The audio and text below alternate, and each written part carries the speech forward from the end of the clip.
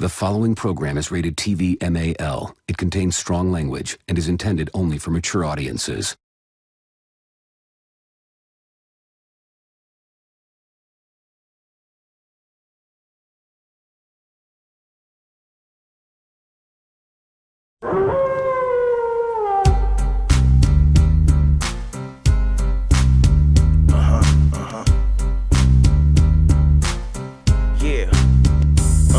Off the ropes, be the podcast of mass destruction. Guess who's here for OGs of wrestling? Ain't no competition, we report, you gon' listen. Never no mercy, we bring the ring to the streets. If you don't know, you better find out. Off the ropes, here to prove a point, number one in the league. Bet you don't wanna tussle with us, nowhere to hide or run. Step in the ring, you're done, you're never stepping out again. So you're back on the wolf pack. Off the ropes, representing that 617 area. So you're back on the wolf pack. No other podcast out here more scary, So you're back on the wolf pack. Wrestling entertainment news reported by the Bears. So turn your back on the wolf pack. You might wind up in a body bag. Took your chances, now it's time to show you what's on. In the ring, off the ropes, best believe that we strong. Day in, day out, off the ropes for life. Shiznit, E-Wiz, Fast Crew on the mic. In town, be the city where we make our own rules. Stomping where you can't fit our shoes. Off the ropes, a crowd pleaser, compliment like Caesar. Leaning us like pizza when you need your wrestling re-up. So you're back on the wolf pack. Off the ropes, representing that 617 area. So you're back on the wolf pack. No other podcast out here more scary, So you're back on the wolf pack. Wrestling entertainment news reported by the Bears. So turn your back on the wolf pack. You might wind up in a body bag.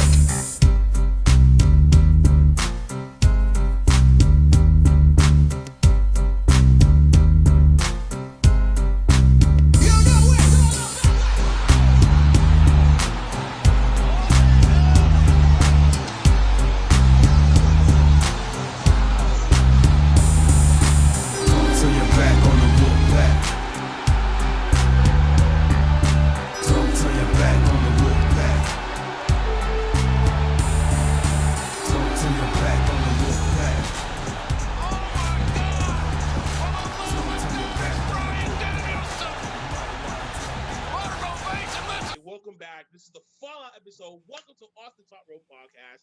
We are back. This is the fall from last night's AEW. Oh my god! Before we dive into this deep ambiance of pay-per-view orgasm, thank you Zoom and thank you Anchor for giving the podcast platform that we need to make our podcast happen here for OTTR. Thank you. Thank you to the subscribers. You know, keep hitting that like, share, subscribe, notifications bell to stay up to date with all the content that we do provide for y'all. Appreciation. And follow us on the podcast platforms. You know, the Google Podcast, Breaker, Anchor, Radio Public, Spotify, Podbean, Green Room, Audio, the whole 9 yards. And soon, hopefully, keep your fingers crossed, we'll be on Patreon too. And of course, follow us on the social medias, the Facebook group, Twitter, Instagram, Off the Top Ropes. After doing some extensive cleaning on the IG, getting rid of all those fake and non-existent profiles, we actually got a real solid number of followers. So kudos to y'all actually sticking with us throughout this time period. And nonetheless, you know what to find the merchandise. You know what I'm saying? www.bonfire.com/store/off the top ropes podcast. Especially for the slides too, you know, deco.com/off the top ropes as well. This has been the mind-boggling pay-per-view that AEW had produced. And Char C, at the very bottom here, Char C, E Dukes, the CBA, the underboss in the building. But before we get into that, oh my God. Cyber was the only one that had the perfect score last night, 10-10. Fuck all y'all! You didn't give me your pick, so you was not even involved in this. So I had to come to the conclusion because of the three-way title match, Char and Mike. One fucking pick that fucked it up for all of us, and that was that Casino Battle Royale match. I called that shit. I called it. So needless to say, for the next pay-per-view, which we will be doing for Extreme Rules, WWE's Extreme Rules that's coming in a couple and a half weeks, It would be done in a fatal four-way Extreme Rules match for the OTGR Championship. Now, what I'm about to do with this is, sure, you can get your predictions right, but you can up the ante and be like, how is the finish going to in that match? And if you get that finish right, you get another point. That will I, at least set the tone and set the bar that we need to have a decisive winner when it exactly. comes to I this. like that. I did too. This is getting way too fucking long. This should have been a decisive winner already, but so many of the fucking finishes that happened have screwed up a lot of things. So, Hey, I got it. thank you to the unpredictability of professional wrestling because it made us really think about For all these you, damn. for y'all, for No, y'all, not really. for Not y'all. really. No, not really for me, except for one, and that was the CM Punk and Darby Allin match, which we'll talk about that later. Yes.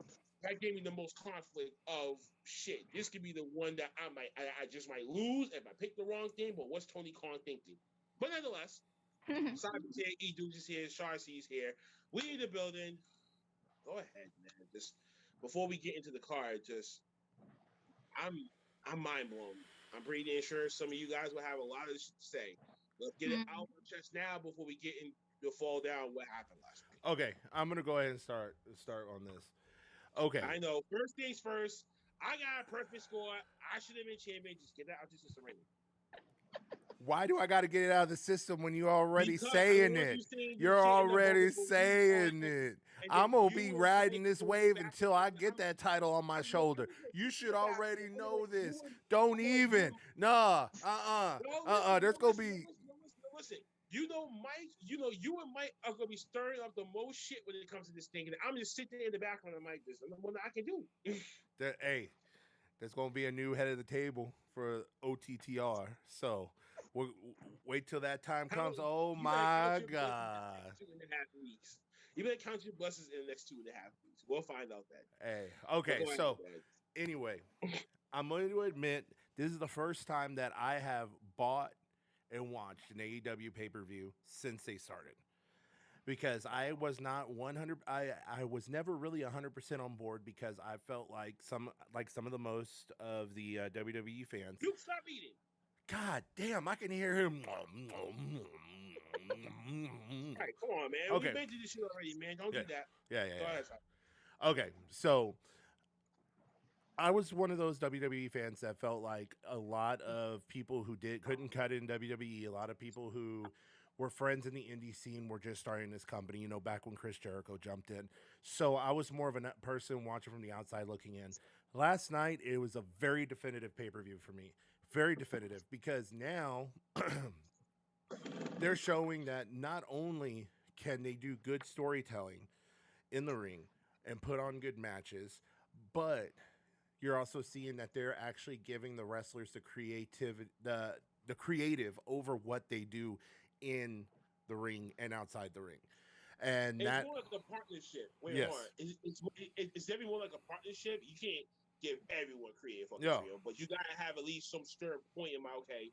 This is what we can do right now. We can space this out till later. But I like the partnership that Tony is doing with the locker room and giving them an input about what you want to do, what you feel like your character needs to do. Yeah, most definitely. And you know, flat out, I went from being kind of on the fence with AEW to flat out I am 100% a fan of them now. 100% just because of what they put on last night. Last night, by far, like we were talking about before we started recording, this was the best pay-per-view that has been put on in the last 5 years. Agreed. Past 5 years. Hands down, bar none. I don't care what anybody says. This was the best pay-per-view that AEW has put out there. And now, this was the shot heard around the world when it comes to wrestling. This was Tony Khan. Listen, this was Tony Khan. This was Cody Rhodes whipping their dicks out on the table. It was like, yo, Vince, we got the bigger package over here. What the fuck do you got? It's your move. Holy shit.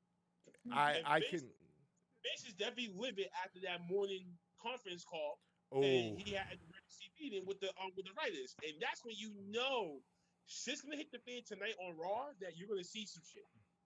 Yeah, most definitely. And I am actually looking forward to watching Raw tonight. I have not said that in months. to actually be looking forward to watching Raw because I want to see what they're going to do. Are they going to ignore them or are they going to actually do something? I can tell you this. I bet Uncle Undertaker's phone rang this morning. Probably. Wants to be Probably. surprised. You might never know. Stone Cold's too. Yeah. Yeah. Stone Cold. Any legend that a legend contract right now between WWE probably got that Mhm. phone. They're calling him up. They're calling him up right now. And be like, But yo, man, what are you doing for the next few weeks, man? We might need you to come back. yeah, exactly. But we might need you to make an appearance or two. Get a little hot shot in the ratings and spike us up. Get some of these nostalgia fans back. But overall, this was the first pay per view I bought from them, and it's definitely not going to be the last because after the performance they put on last night, I'm hooked. I'm hooked now. So that's my takeaway from it. Without going into match details, that's my takeaway, big time. So, Jar, you was there last night. Wow. You felt the energy. Yeah, I felt it extremely. Like no words, like beyond my expectations of what it could be. Loud, man, soaking it all in. All right. Well, look at it from this way, right? You live in Illinois. You live in Chicago itself, right? About half an hour away.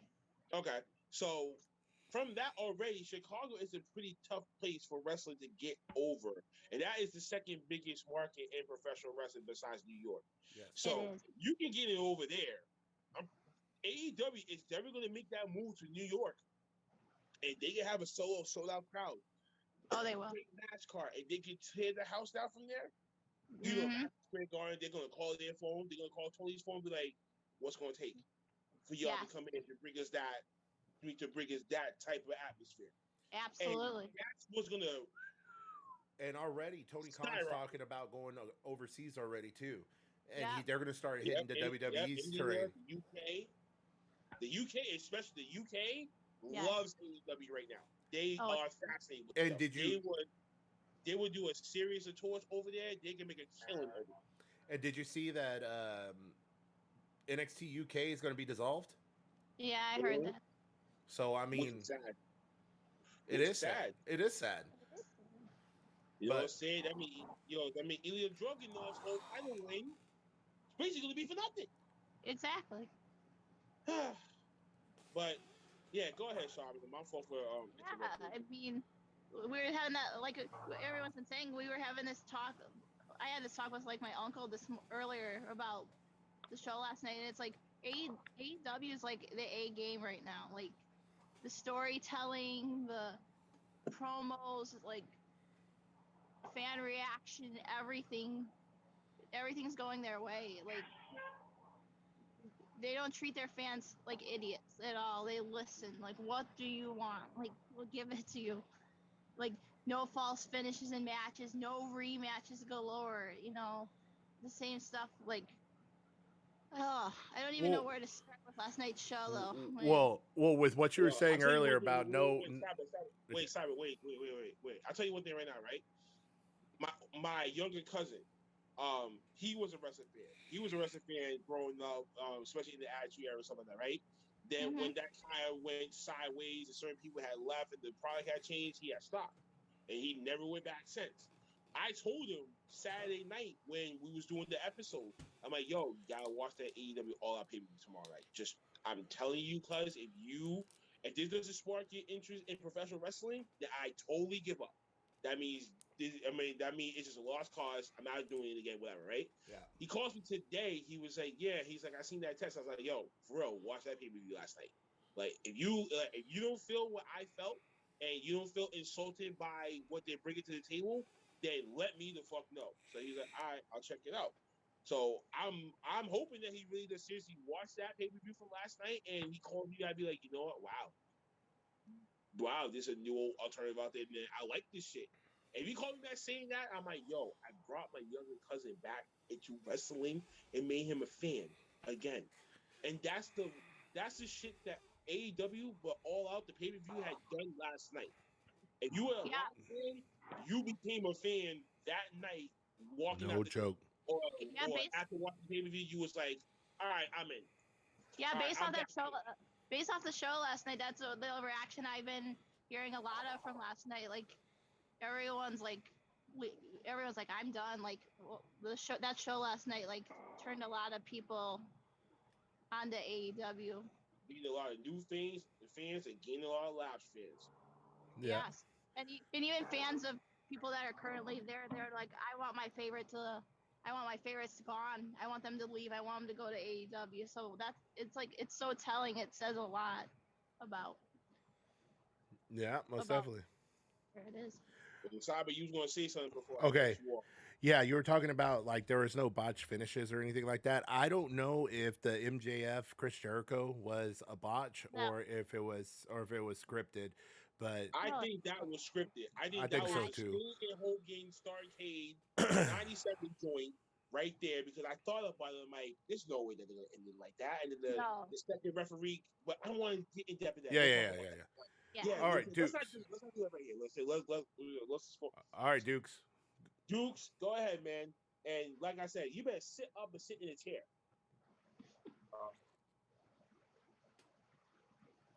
Okay. Can't hear you. Man. That's God telling you, man, to get your act together. Nope. Can you hear me? There you go. Okay. I told you that laying down shit is no good. Stop doing that. Can y'all hear me? Yes. Yeah, we can hear you. Yo, all right. All right, then. This is what I'm going to say. If y'all, and everybody knows about wrestling, everybody knows about current click. You have the click that's in the whole entire wrestling. This click of being the elite, it's freaking, it's fucking taking the cake right now. If you never heard about the elite, especially you heard about it now. Now you get your old member back of who started the whole entire thing with Adam Cole. It's going to be even better if not even Mike Scroll, who have gone through his issues, would been good. But this whole entire AEW, I've been saying it since day one. I've been a fan. I've been saying this since what season? Or what was it? Season 1? But AEW When you came on, when you came on the show, yes. for the very first time. Is that pay per view?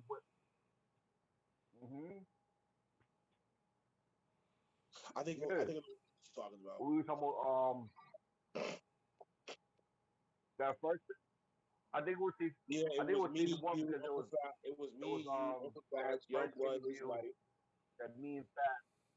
Yeah, y'all all came to the crib. Y'all watched it at the crib with me. I remember that. Yeah, and that was all season 1. Yeah.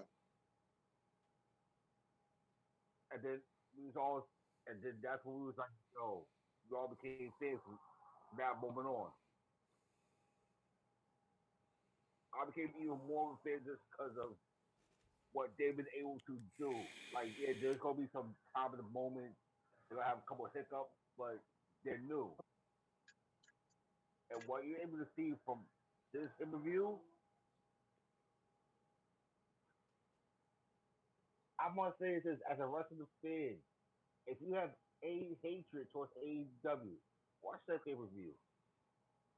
Say you have a hatred towards now, because what they're able to do right now, you won't get that in WWE. Well, here's the You won't thing. get that anywhere else but in AEW. It's a mixture. But Well, here's the thing. go ahead. I would. Okay, so ever since I've been awake, I'm sorry to say, but that's what you get. since I've been awake today, and I've been keeping my eye on social media all morning, in regards to AEW, in regards to what WWE is planning, how their conference call went. Here's the biggest thing: regardless of what AEW does, they will turn fans, but there will always be that group of WWE fans that it doesn't matter how good of a show AEW will put on, they will not say that it's good. They will say, No. "Oh, well, it's trash. Oh, well, the rejects of the WWE went over there." You That's all know, that UFC. and then people are turning around and saying, "Hey, you're calling them. You're saying the rejects of WWE, but you have AJ Styles. You have all these wrestlers that were indie guys before they were even on the main roster, and you're talking mess about where they came from." So, I mean, You're right. regardless, you're not going to make the hardcore WWE fans who refuse to watch anything else Agreed. happy No. or turn them. I hate to admit it, I was It's able true. to get my sister to watch it last night. And my sister, she is a hardcore WWE person. She does not deviate from it. She does not watch any other promotion. I said, "Just watch this, for crying out loud. Watch it and just tell me what you think." She recognized the former WWE guys, but other than that, she could give two shits less. She gave two shits less. So she's one of those. She's one of those that does not give a shit. But that's what I'm saying. At the end of the day, you're always going to have people that are going to shit on AEW because they're not WWE. That's it. Exactly. Agreed. Right. Without the haters, you won't have. I mean, you won't have a reason to really go and counteract it to that and have your own success. Exactly. Prove that. You know what I'm saying? You're gonna need your haters. You need haters in this world. Yes, You know what I'm yes, saying? yes. We got haters. Shit, OTTR, man, we got haters out there. You know the drill. Yep. Anyway, so when it comes to that, let's start from the very top. Last night's all out. Last night's all Oh my out. God. This is going to take a So, while. the opening match was Jurassic Express, the best friends, taking on the Hardy family office of Matt Hardy, Private Party, and TH2 in the buy-in. Jurassic Express and best friends and best friends won. Nice opener. It was You a know, nice match. It was a good. It's a great opening pre-match to get the crowd rocking, wait, Yeah. make sure that you know go get them concessions and shit because once 8 o'clock hits, yo man, we live as fuck. Yeah. At the end of the match though, the Hardy's Family Foundation and shit is just kicking ass, and you get the return of the Butcher. Yes. 7 months of being off TV, of course, the injury, to make a statement and the Orange Cassidy to a brutality. So this ain't over. Now this is just going to be another extension. Now with hopefully with that, and then now Trent comes back. Hopefully, keep your fingers crossed that he's still recovering from spinal fusion, spinal surgery. And how long ago did you have that? How long ago did you do that? It's been a few months now, but Okay. you know that's like a long process. So I'll say, Oh, yeah. He'll be back.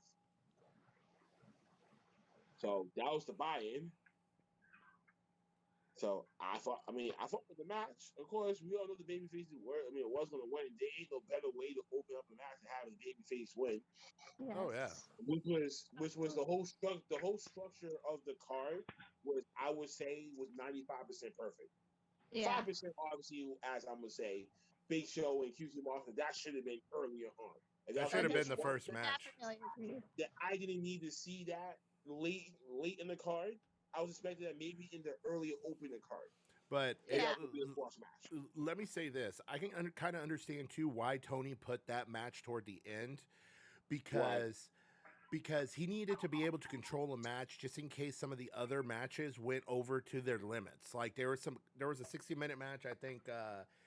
There was there's 2 or 3 of those matches. Like, yeah, and just in like case, the Jericho match, the Jericho MJF match, and the title match, the world title match. I think were like 6 matches. Well, prior to the world title match, you know, The there was Jericho match. the Jericho The match. Steel Cage one too. Those Steel Cage two, one had to be one of those two were both 60 minutes long. Now, if both of those ran their full 60 minutes, That's then 2 hours. so then they would have needed something that they could turn around, have it go 30 to 60 seconds if they had needed it to, and then go straight into the title match so they could still have their time. So or just give people to go run to the bathroom. that too. As I thought about too, this was just like the breaker match. It was just a filler. We all know who was going to win. Yes. There's gonna be no real surprises, so you're automatically assuming, all right, I'm gonna go. All right, I'm headed to the bathroom, grab another session, grab another beer, come right back to my seat before the main event happens. That's the way the loud spot is gonna happen. Yeah. And dudes you hiding from your fucking camera makes me think of you're taking a shit. Wouldn't surprise me. And this is the man who wanted to do this today. Exactly. You're already hiding out there like you're wasting my sleep. Oh, and please watch that media scrum that I sent y'all in the message mode, please. Yes, I did watch it. I did watch it last night. That you'll be high surprised, and then you'll be like, "This is where some of the news comes from." Yes, this is where we gotta keep a close eye on, because certain shit that they might say can we take it out of context, or it could be a foreshadowing. Yeah. Anyway, so we get the we get the all-out event itself, the opening match, the TNT Championship, the very first match. Miro defending against Eddie Kingston. Dean these nuts. Woo! Woo. I loved it. I'm sorry, bro. When you see people with the signs up and they say redeem these nuts, I laugh my ass off. And they started chanting it too.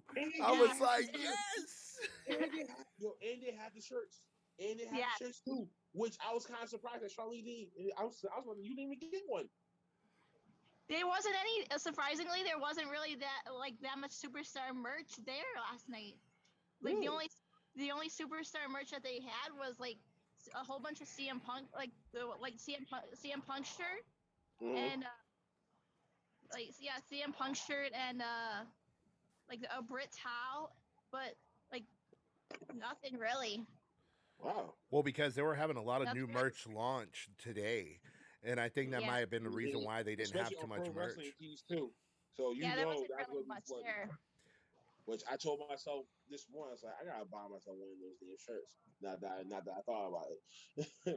I was like, the last shirt I bought was that John Moxley joint when he first came in. That was the very first one that I bought. And when he came, I was like, my dog said, let's fucking go. Anyway, so in this match, it was physical. Eddie Kingston won the crowd. Hot fire, great opening. Miro, as I said, the God's favorite fucking champion, was just gonna smack him around just when he thought that he was gonna lose. The referee fucked up. Bryce. And you hear it from the crowd. You fucked up. Oh, we were furious. We were so mad. Yeah, but I think that was a plant though too, because someone said it too. But that's the same referee from years ago in PWG that screwed him over once too. So what if that's the connection to some other storylines? They're like, yo, I got screwed. This is the way to continue this off. And then when he go to New York, Eddie Kingston can win the belt there. I hope so. That would be a good place for him to win it. And imagine that being the main event that pops it off. That'd be a great way to end. For real. So that was my take on the opening match. Woo! But that got me hot on my seat. I was like, yo, I'm sitting here, I'm watching two of the guys that I respect and I like in this promotion right now. Yep. Going at in the opening match. Yes. Yes. I'll take it. And I got what I want. And thank you, AEW. Thank you, Tony Khan. Thank you, Cody. Thank you, Dustin. Thank you to the whole promotion itself. Because this is truly an alternative. Yes. Big time. So I'm hoping and praying that my cousin really watches fucking AEW. I'm hoping that he calls me later and be like, yo, tell me more about AEW. I'm like, yes, I got him back. Yes. That's all I'm praying for. That's all I'm praying for right now. If he doesn't, I'll be like, all right, I'm done. That's why I know, like, nope, he ain't coming back. Anyway, I'm done. Sovereign, you take the floor. All right, so you want me to move on to the next match? No. All right. So with this, so you said no, right? No. It's okay. Okay. Yeah. So this match, by far, I had to go back and watch it again this morning when I was looking at social media, doing all that stuff, because man, it was a good back and forth between both of them. I mean, when Eddie Kingston said, "I'm going for your neck," he went for the neck. Most of that match. Mm-hmm. Chopping all up here. He was getting him in the neck. He was doing all this stuff, man. He was throwing hands with him. And I loved every minute of it. I was like, oh shit.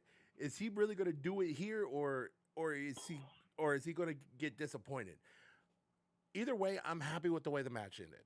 Because It was a back and forth. Both competitors looked extremely strong coming out of this match, They did. and but Miro's going to hold on to that title a little bit longer, God's favorite champion. He's going to hang on to it just a little bit longer. But you know what? And I I can am say, and I can safely say this right now: Miro is doing better than Jinder Mahal right now. yes. So that's Uh, a stat. So that's a fuck you, Peru. No joke. He is Miro doing is better. doing better. I mean, Miro is doing better than what Jinder Mahal is doing in another promotion right now, which she should have not been there. But Yes. that's need to be here today. This thing. But I I agree with all of y'all when y'all say that I honestly think Eddie Kingston is going to wind up winning it in New York.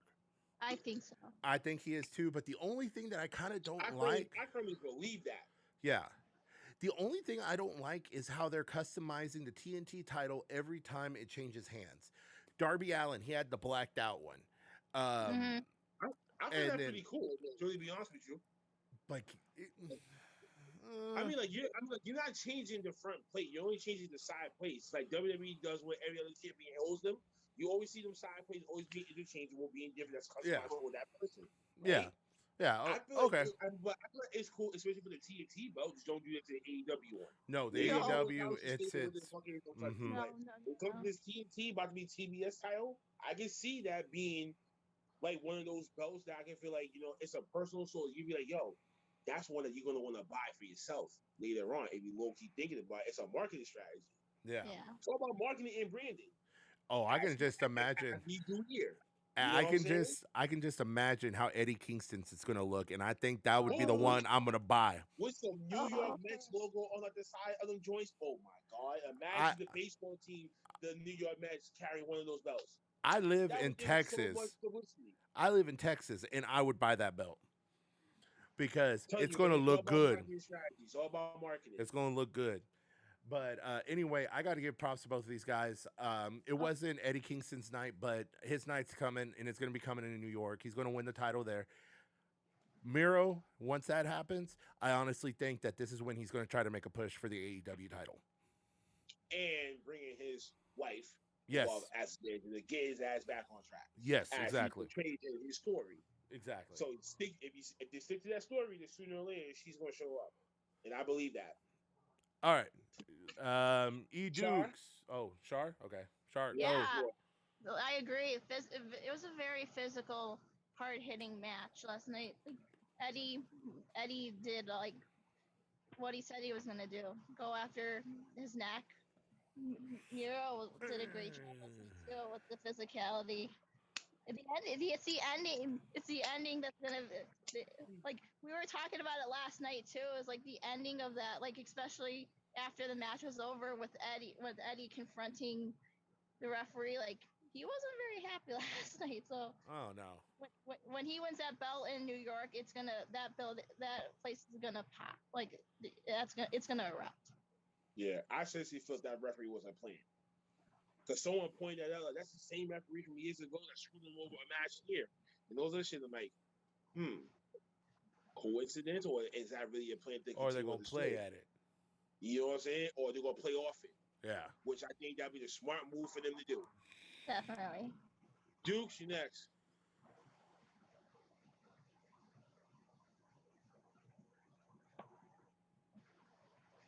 Can't even hear you. You know what? Well, you're kind of slow. Give shout out to Eddie Kingston, no fool.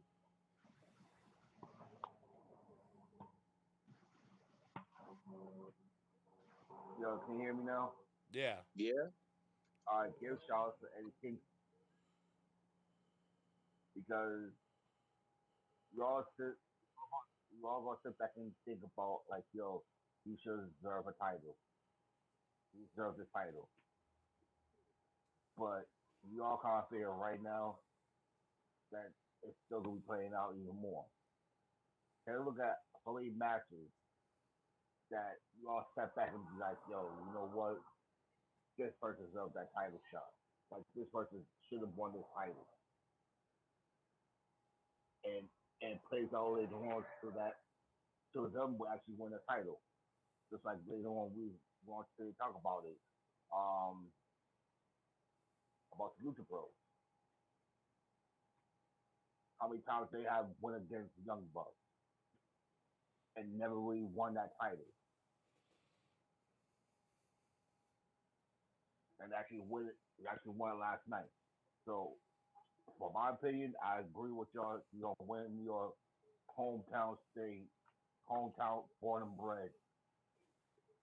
That hype, and you know what, Private Getty, I'm gonna go with you. I'm gonna buy that title myself Yeah.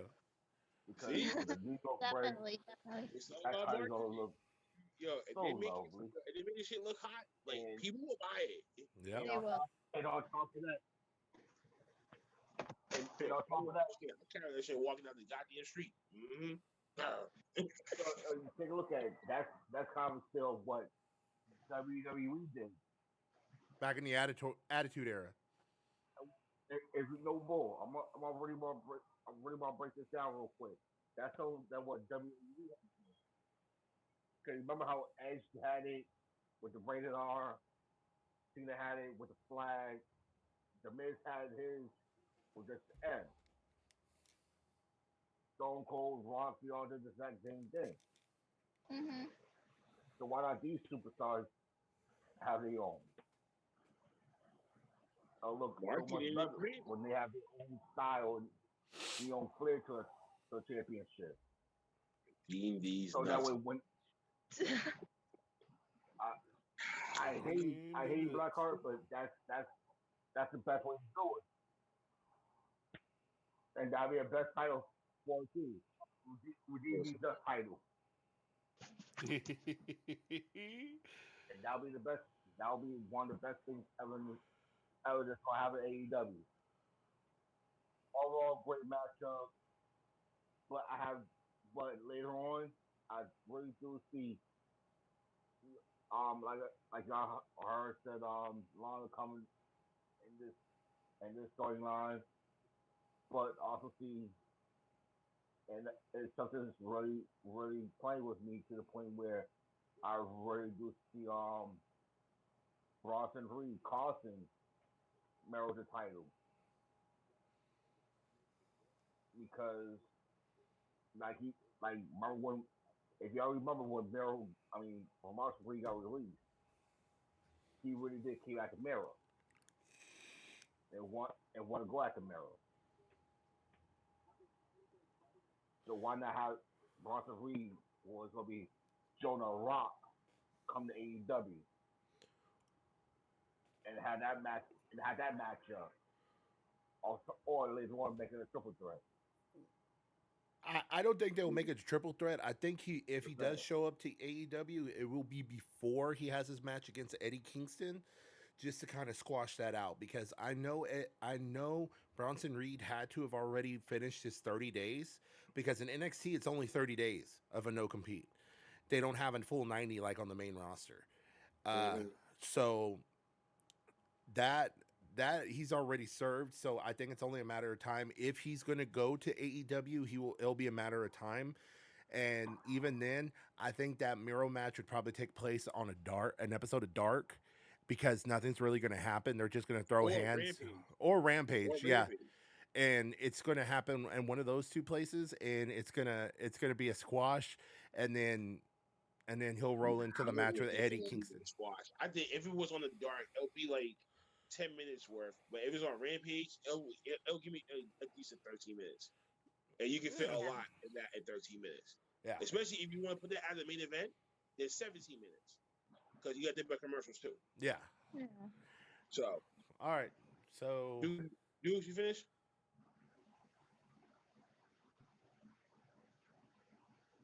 You finish? he's finished. Yeah. He's Oh, finished. we can't hear him. It's Yeah, I was gonna delayed. say that. It's just delayed. All right. Anyway, the next match. Oh. Let's boy. go. Let's go. Sean's favorite boy. Yes. Sean's Yes, favorite yes. boy. My favorite guy. Yes. Sean Yes. Moxley taking on New Japan Pro Wrestlers Satoshi Kojima Whoa. in a welterweight match. I was actually surprised of who actually known him from the crowd reaction from when he came Yes. out, and the match that him and Moxley had brought to the table. I was really surprised. I'm like, Moxley can really work with Japanese wrestlers, and the style that it is. I mean, it may seem like it doesn't fit unbalancedly, but the way that they can utilize it in the ring, especially in that type of environment in the pay per view, you can go full blown nuts. And Okay. I just think for a Moxley match, I was like, he's gonna be like one of those, New Japan exterminators type of game. It's like I Yeah, fought them all. I that's fought them all. I killed everyone. Now bring me Tanahashi's ass, and I want him at full gear. that's Boom. where it's headed. That's where it's headed. And I believe if that does happen, I'm gonna rip my fucking hair. Like, this is ridiculous. Like, This was this is unbearable. Like, this is what Vince McMahon is probably ripping his hair out at home. I'm like, just God damn it. Like, he's flipping over shit and all type of shit. He's like, I can't even get that here. I'm like, because you're a dumbass. and his was sitting around looking at him like, oh, God damn it, pal. Woo. But that match itself, Moxley ends up winning, actually celebrating. Then you, oh my God. Yes, yes. Yoga Suzuki. Suzuki. Oh my God. The crowd is going nuts. They're singing the theme song. I'm like, that's when you know some of the audiences is really into with wrestling, not just AEW or anything. With the whole entire promotions around the goddamn world. So if you don't know, you should know. Anyway, comes in, confronts John Moxley. They have a back and forth forearm. So Moxley bounces off the rope, trying to get it. He missed. Suzuki gets him in the headlock, and then he does some crazy style pile driver. Right. He hit him with the power driver and shit, and that was it. This knocked his ass out, put his foot up him like the king of the mountain type shit about his little flagpole. Like, he just claimed this rock. I'm like, oh shit. And that's when we hear announced later on that night that his home show. Cincinnati, baby. That better be the main event. I'm sorry. It has to be. In his backyard. It has to be. In his backyard, and that has to be the main event. There's no way. It has to be. Dynamite that way, and you will have a good portion of fans and new viewers going to be watching out for that match. Oh, for real. Okay, so when Suzuki and Moxley were trading shots back and forth, the one that tripped me out the most is when Moxley took that second shot from Suzuki. He turns around, flat out does this. He's like, "Hold on." Yes. I'm like, dude, you are just flat out hyping him, Suzuki, up when he doesn't need it. Yes. I thought that was the funniest shit ever. I loved it. And I cannot wait for this match on Dynamite on Wednesday. This is going to be such a good match. It is. Okay. That was Cyber. Oh God, I don't even know where to start, man. The match was This is why I'm jealous of you, because you being there and just in the midst of the damn crowd. I was looking out for you last night. I'm like, yo, I just wonder what the fuck she is. I was hoping that maybe like a good camera angle could have got somewhere on top, and I'm like, we got her. And I was like, yo, we found her, but no, it was like a finding wall with you last night. So yeah, which was weird. Which was weird because the section that Max came out of was right near where I was sitting too. Like, I'm gonna go back and go back and rewatch it. I'm gonna slow mo it. And yeah, it was pretty close, pretty close to that area. Yeah, that match was exciting and everything, and I told everyone that match was going to be so under the radar. It was gonna fly under. It was gonna be so underrated. It wasn't gonna get the respect it deserved. But no, it got respect. It got respect big time. Yo, listen, right? I didn't know who Suzuki was until like came out, and then as he's walking down the rim, I'm like, wait a minute, I'm like that haircut. I know that haircut. And the only reason why I remember it because certain people that don't know that should know, hashtag that. I played Fire Pro Wrestling. And of course, Fire Pro Wrestling World was one of the games that I had like purchased like a couple of years ago, and he's one of the captains in it. And I remember, I'm like, that's him. Oh shit! You know, If this I was match like, is now any, if he comes, now imagine what Tanahashi, you know, oh, Tanahashi, if this, um, there's some other there's some other person that's over there too. It's Ibushi, some shit like that. Kota Ibushi. But yeah, but when he comes, I was like, oh my god, there's no way Vince can keep up with this. Like this, No, there isn't. there's There's no not. way. Like there's No. no way now. No. Especially now with Jay White still over there in Impact, he hasn't even made it over there yet. So I'm Yeah. like, when you gonna pull the trigger with this too? Like you gotta pay And we've got, and you know, we've got Gorillas of Destiny waiting. Yes. They're buying their time. Oh, Not yeah, only they're that, buying their time they're buying time for the championships. They want them Impact titles. So I'm like, I am waiting. Impact, and then they're gonna fuck them up there. I'm like, And Impact then gonna get a huge spike in ratings. And I'm like, wow, beautiful. And then I'm just waiting for the Rainmaker to show up. Oh, yes. Man, that's gonna be good. And you know what? It will be perfect if Kenny Omega still has the AEW title. And if he does, which he probably should. And that's gonna be the introduction to Tanahashi, maybe coming in and facing Kenny Omega in AEW. So they would have to go to Madison Square Garden to do that pay per view. They have to. Then you know, either there, Madison Square Garden, or either there, Staples Center, or maybe down there in Dallas, and the AT&T Stadium. That's the biggest one that's down there too. I can tell you this: if that happens, I don't care if I have to sell my soul. I am going to be there no matter what. Yep. Damn right. And look who decides to join us. Duke. Oh wait, hold on. Dukes. This is the future. Oh, don't you be talking your mess. No, no. Don't you be talking your mess. I'm the one that went perfect. You can kiss my ass. I mean, that's great, but Mike, I was fighting for the belt. So that's all I'm.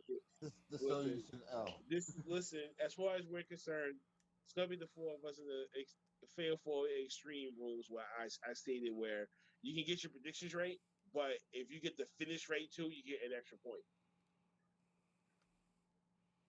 Okay. Try to make it more definitive and more decisive. That's cool with me. This is going way too fucking long. Dukes, you was up. Dukes, you was up next anyway, man. Before Big Mike came in. Yo, you know what? We on that Moxie match. Yeah, I know. Shout out to New Japan. For making Suzuki come out, for actually having Suzuki versus Moxley in the U.S. If it's anything like their first match, it's gonna be epic. Wait, let me rephrase. In U.S. soil. Yes. Because everybody knows it's hard to get New Japan wrestlers to fight in U.S. soil. Yeah. Especially not to now. fight. I mean, no, not to fight, but just travel restrictions and shit. Traveling, yeah. Yeah. Say like it's sorry, just to travel and have a match, and automatically, I'm just sitting back and just like sit back in there, what everyone was saying, and then I agree with everyone's assessment. Just imagine. Look at Duke saying assessment like a boss. Hold up. You better put up your little drink with your little pinky up now. Oh, look, little pinky. Little pinky. Elegant. Exquisite.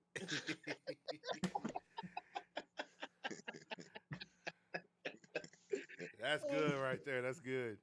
That's some good tea. Listen, just by that alone, you gotta respect. You just gotta respect it, and just imagine who's next. Just have that in your mind of who's next. Who can jump over that traveling barrier and come to AEW and fight? Like we all had our names. Well, Tama Tonga and Tonga Loa both live in Florida. Yeah.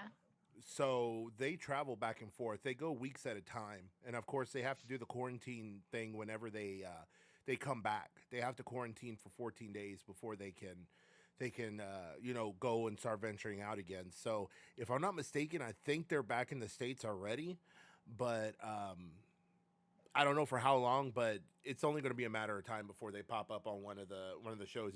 For sure, it's probably going to be Impact that they're going to pop It's up. definitely an impact because they're No, chasing after the Definitely. Good Brothers. Yes. but it could be either way because the Good Brothers are always going to make an appearance on AEW shows. Right. That So is true. They're They making could. appearances because they're really signed to Impact. yeah.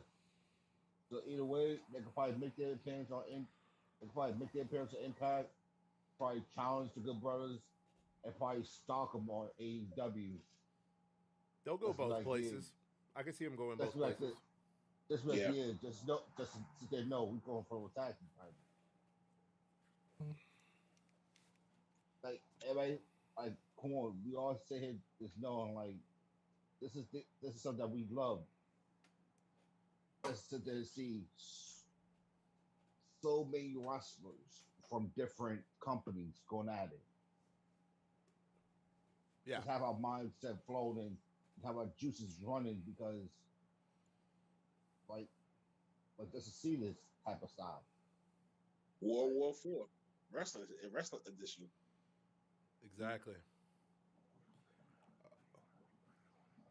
All right, so Big Mike, we're Big we are. Mike, since you late to the party. Wait, hold on a minute. I'm taking this Got way. it.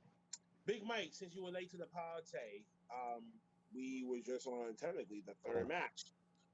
We went through the Jurassic Express and Best Friends, defeating the Hardy Family Office. The Butcher returned after 7 month hiatus and injury, attacked Orange Cassidy afterwards.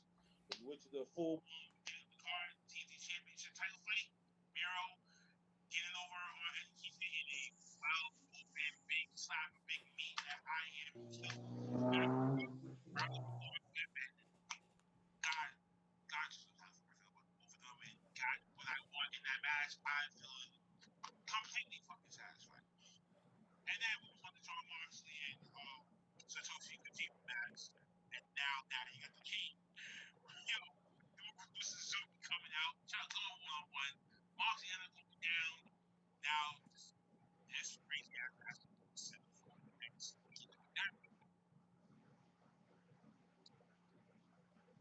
I mean, up to that point in the card, I was just like, okay, I'm not gonna lie. The dude that came out for Moxley, I didn't really know who he was. The pop, but after a quick Google search, I'm ready for Dynamite. I'm ready. Oh, Yeah, I'm definitely, ready. definitely, yeah. definitely. I'm ready. No joke. We all are. We all are.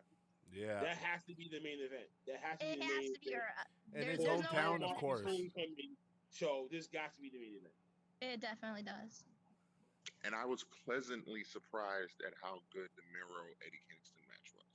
Oh That was I really. wasn't yes. expecting it to be that good. Like I'm going after your neck. Slap the back of his neck, just remorse. God, man, I love this shit.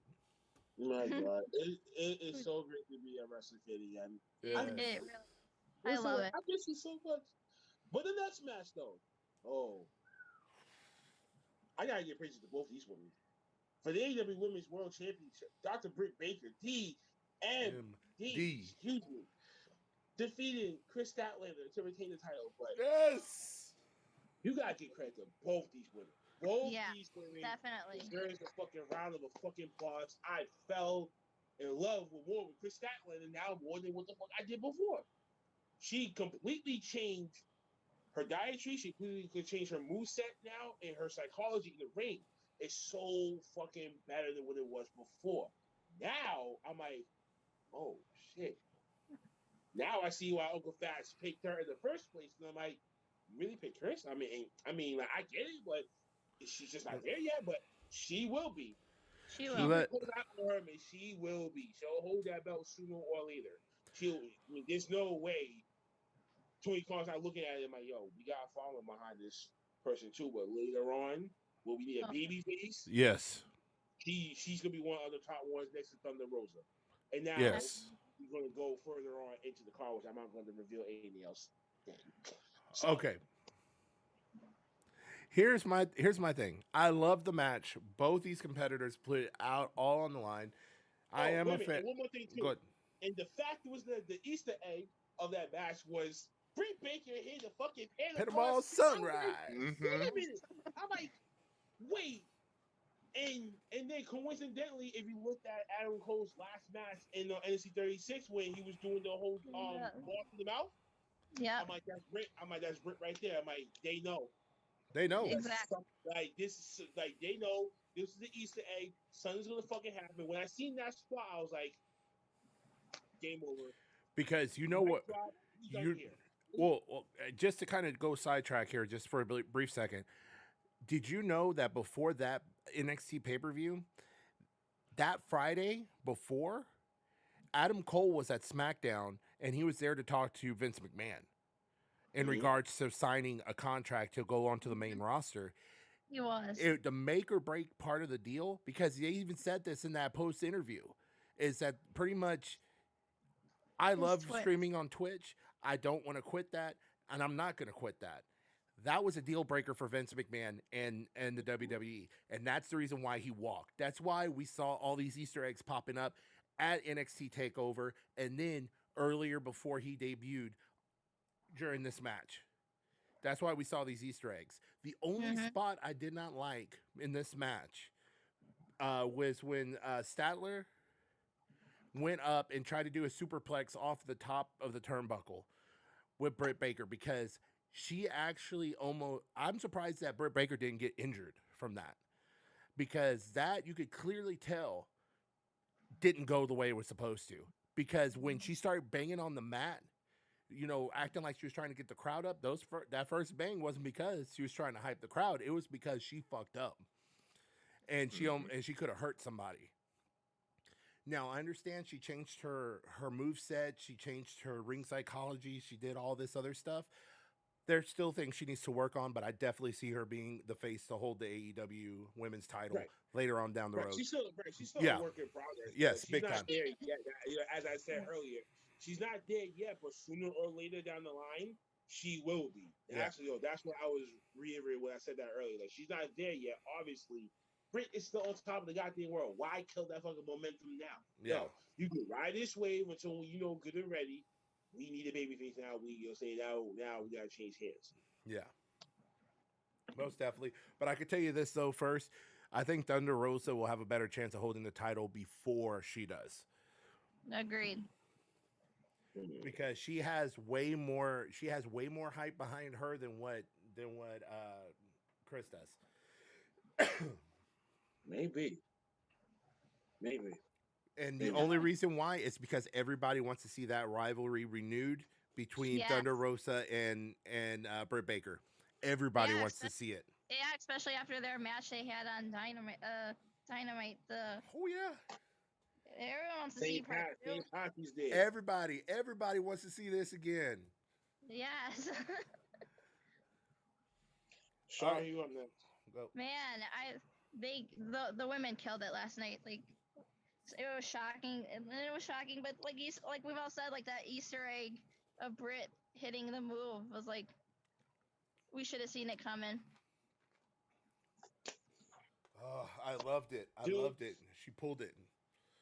She did. She pulled it all clean. I was like, this is right. Adam Cole worked with her on it. I'm like, they fucked up with this. Like, you got the couple of the decade right now. And there's nothing more that you can really say about it. Now you got them both in the same place. And I'm like, WWE. I'm like, but Dukes, go ahead. Dukes. Um, Shout out to the AEW women division. Yes. I've been saying this for a while as well. That this that is going to get a little bit stronger. Um, it's not like it's weak, but I don't think it's to tell by this match alone that they can hold it on. Um, I'm happy for Statlander. I'm happy for um, Brent Baker, but everybody saw dropping Easter eggs just because he pulled the move. Come on now, we automatically knew Adam Cole was coming. That's why her pull the move. That to tell you he was coming. If anybody want to know something about Adam Cole, where he was, if he was coming to AEW, take a look at how they was moving. Certainly, closest people that's to him were all that was basically Omega and Young Bucks, and also Brent Baker. And they wanted to see how the certain moveset that Adam Cole was doing. Take a look at how they was wrestling. They could pull off his movesets. That should be nothing new. And from that, I'm happy to sit there say that we're gonna see another title change coming up and out, and that title change will probably be Thunder Rosa Yeah. for the women's championship because it has to be. It has to the next title change will be. It's going to be her, Britt Baker versus Thunder Rosa. Thunder Rosa winning Mm-hmm. when it later on down the road. There's gonna be Statlander. Then later on down the road, Ty Conti. Everybody sleeps on Ty Conti. She has. Hey, I wasn't sleeping. Yes. Shit. Shaw was. Never mind. I can't go into that right now. Oh, jeez. Yeah. Yeah, I can't go into that right now. Like, I'll hold just up. get too damn upset. Anyway, Mike, go ahead, man. You got the floor. Very clean match. I thought I didn't know, to piggyback on Cyber. I didn't know if like they were supposed to fight on the turnbuckle and she just kind of did a suplex, or like the timing. It was weird because it seemed like she just kind of was like, "Fuck it, I'm just gonna suplex you," and it was weird. I did see the reaction that Cyber saw too. It looked like she was mad when she hit the mat instead of trying to get the crowd up. Looked like she was pissed off because she knew what she did. She knew what she did. Plus, you're live at a pay per view. This is a title match, and one botch mistake, you know what I'm saying, could fuck up a match or could fuck up a person. But I think Exactly. she Yeah. just, you know what I'm saying, just fuck that, fuck up one thing. Let's not do that again. You know what I'm saying? Gotta be rumbling in your head, and probably picked it up, and you know, I'm got glad what we got. she got through it though. Yeah. The match was cool. As they said on TV, the Pittsburgh Thunderfans was cool. I do have a question for Sharp because they on the TV broadcast they were really hyping up the fact that Orange Cassidy said something and told her to get up and get in the ring. I was wondering if that translated in the arena because like when he did it, I was like, oh, I forgot he can actually talk, but like it didn't hit me like. So when he did that, did the crowd get like how big of a moment that was or not? For who? When Orange Cassidy yelled at her to get in the ring before she got counted out. Oh yeah, the crowd was getting amped up for that. It didn't do it for me. I don't know. But I- Orange Cassidy's weird. I I have a was- love-hate relationship with him anyway. I was so. legitimately shocked because I watched some of Orange Cassidy's stuff from earlier on, with AEW, and I've never seen him ever get like that with somebody. Me either. Turn it around. Get up! That's what Get you in the know. ring! Get in the ring! I'm like, That's what you know something too. Whoa. Hey, and that's when you know something too. They're dating behind the scenes. Could be. That could definitely be it too. And that could be a hot topic too. I'd be like, well, it'll drive me insane. Like, I don't know. But Yeah. next, we get the Steel Cage tag team title match Oh. between the Lucha Bros versus the Young Bucks. Oh. And yo, first thing Oh, and man. foremost, shout out to the opening performance for the Lucha Bros. The way Oh that they boy. came out, Oh. the new theme song was hitting. It was lit. I was Yes, lit in it's that so room. It good. Like hit different. bumping It this shit hit on the Bluetooth different. speaker. I was like, It yo, really this did. shit hits. This shit hits, bro. And yo, just it got me living up. I'm like, yo, there's no fucking way they're gonna lose. No way they're gonna No, lose. no, no. So as the match starts, of course we're gonna get, tag team comedies and stuff like that. Straight up Lucha Bros, and this was just exactly what we was 2019. Yeah, I was All about to out. say Oh In the boy. ladder 2019. match. This is Yes. part two. This is part two, the second chapter. All out 2021. 2 years later. Too many twos in this. I feel like I'm Two-Face right now. Point flipping. Anyway, so back to the match. As the match progresses, Brandon Cutler, the geek, is outside. He's holding the bag. He throws the shit into it. I'm thinking maybe it's like grass nuts, whatever shit like that was, right? You're wrong. What was it? The Young Bucks are sneaker freaks. They are real Mhm. sneakerheads. Like I Yeah. never seen them really spend a lot of money on sneakers. And I'm like, God Pr- damn it, bro. Yes. Yeah, Prior, like yo, you yeah. guys like low key like y'all black. Y'all low key black inside. Y'all some sneaker freaks. Y'all really be collecting these joints. Him, Omega too. Don't sleep on them. Anyway, he pulls out a sneaker, and what do you get? You get infused thumbtacks. Oh And, man. and poor Pentagon. Oh, Oh Pentagon man. got the worst of it though. Bloodied up, bat super kicked in the face with it. Fucking Oh, Protecting boss Ray face with it, Phoenix. driven into his head. They trying to rip off his mask earlier on, so some of the mask was ripped off early, but it ripped off more He here. had two masks on by the end of the match. Bloodied up and shit like that. oh. They was going to go after Ray, and the older brother protecting the little brother, be the sacrificial lamb. No, Yeah. can't do that. So they hit his ass off instead. Hit him with a super kick. I thought it was over. I thought it was really over when he went for the pin, and then he kicked out. I was like, I lost my shit to it. Same. I was Same. like, yo, my pig's still alive. Let's go. Right.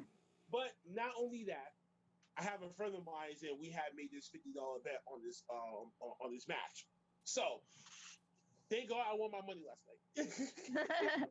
Thank God I won my money last night because otherwise I would have had a different attitude today. Anyway, so as the ending of the match progressed, now it's time for one high spot. And as I said this earlier, a few podcasts ago, Ray Phoenix is gonna be the one jumping off the top of the cell, Yep. doing the high spot of the night that's gonna end the match. Yep. Holy shit. Yeah, man. As he's climbing up, I thought they were gonna hit like a pin him up. Oh wait a minute! And matter of fact, MVP was also pinned up because he hit the fucking pin of bullshit off the top, and I was like, but I was like, going on top of this level was way too high. Like that's death written all over it. That's a death certificate waiting to happen. Like just no. Good thing they did it off the top of the rope anyway. But oh my God, you can tell Nick was hurt too because he was holding his back as well. He's holding on back as well. So as you see later on in the match, he had a nice back. So that's what we know. He was bumped up pretty good on that bump anyway. But the ending though, Ray Phoenix is the fucking hero. He picks up the shoe with the thumbtacks.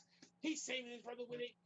He's backs, he gets them high spots in, but after the high fly crossbody off the top of the cell to all three, they hit the finish. 1, 2, 3. Oh my God. Oh, I wow. lost it. I know the I crowd too. lost it. I know Shaw lost it. Oh, I did. Oh my God. And now we have new tag team champions. It's just fucking remarkable. It's fucking Oh, remarkable. shit. This was something I know Jim Cornette is going to have a hissy fit with. but I know every other person, including Dave Meltzer, is going to be high praise in this match. It's going to be a high rated match. It's going to be a high rated match. It's definitely not 5-star worthy to me. It's just not. But it's definitely 4.5. 4.5 or 4.75. You're just a quarter off. Couple of small little tweak ups in certain spots, I think, wouldn't miss a suffice, but that's me. But I still give him credit what it's due. So I give it 4. I give it 4 and 50 cents. That's it. That 4.50 cents. That's it. And be satisfied. I was satisfied. I was happy that my team won. I was happy that I won $50 last night. So yay me. Okay, so first off, flat out, this is coming from somebody who was just watching their first AEW pay per view. This is somebody who really didn't pay attention to AEW prior to this, other than just to do the weekly podcast. But this is a match of the year candidate for me. It definitely is. It's a match of the year candidate just due to the fact of the back and forth. They had the history from back in 2019 from when they did their first match, the ladder match, and everything else. This was the Lucha Bros, highlight of their career here. Yes. They took a beating. The Young Bucks took a beating. Both of them sent each other through hell. And even when you watch at the end, after the match ended and they won, you saw Penta freaking just reaching into his mask and just pulling globs of blood. It looked like blood and hair out of his mask. And that's why I said he was wearing 2 masks that by the end of the night, because he was wearing a crimson mask and he was wearing what was left of his mask that he wore during the match. Because, oh my God, man. This was the match that my wife got pissed at me the most because I could not believe some of the crap that was going on. And I freaking lost it, dude. And I love the match. I kind of agree with Blackheart a little bit. There could have been a few more things that could have been done differently. But I'm still sitting at like a 4.8 out of 5. So if a few things could have been changed, I think it would have been a perfect match. I would have honestly put it, at the level of Dave Meltzer putting, a Kenny Omega Rainmaker match. I could have done that, but there were still a couple of things that were a little off to me. But other than that, great match. I thought match of the year candidate, flat out. Definitely. Sure. Yeah, not only my match of the night, but like Cyber just said, match of the year contender. I mean, wow. Like I'm still speechless about that match. I mean, from the sneaker shots to the Phoenix flying off the top of the cage. I mean, we were all on our feet, standing ovation. Like, wow. That's like the one match last night that I was like, wow, like speechless. Dukes. There you Yo.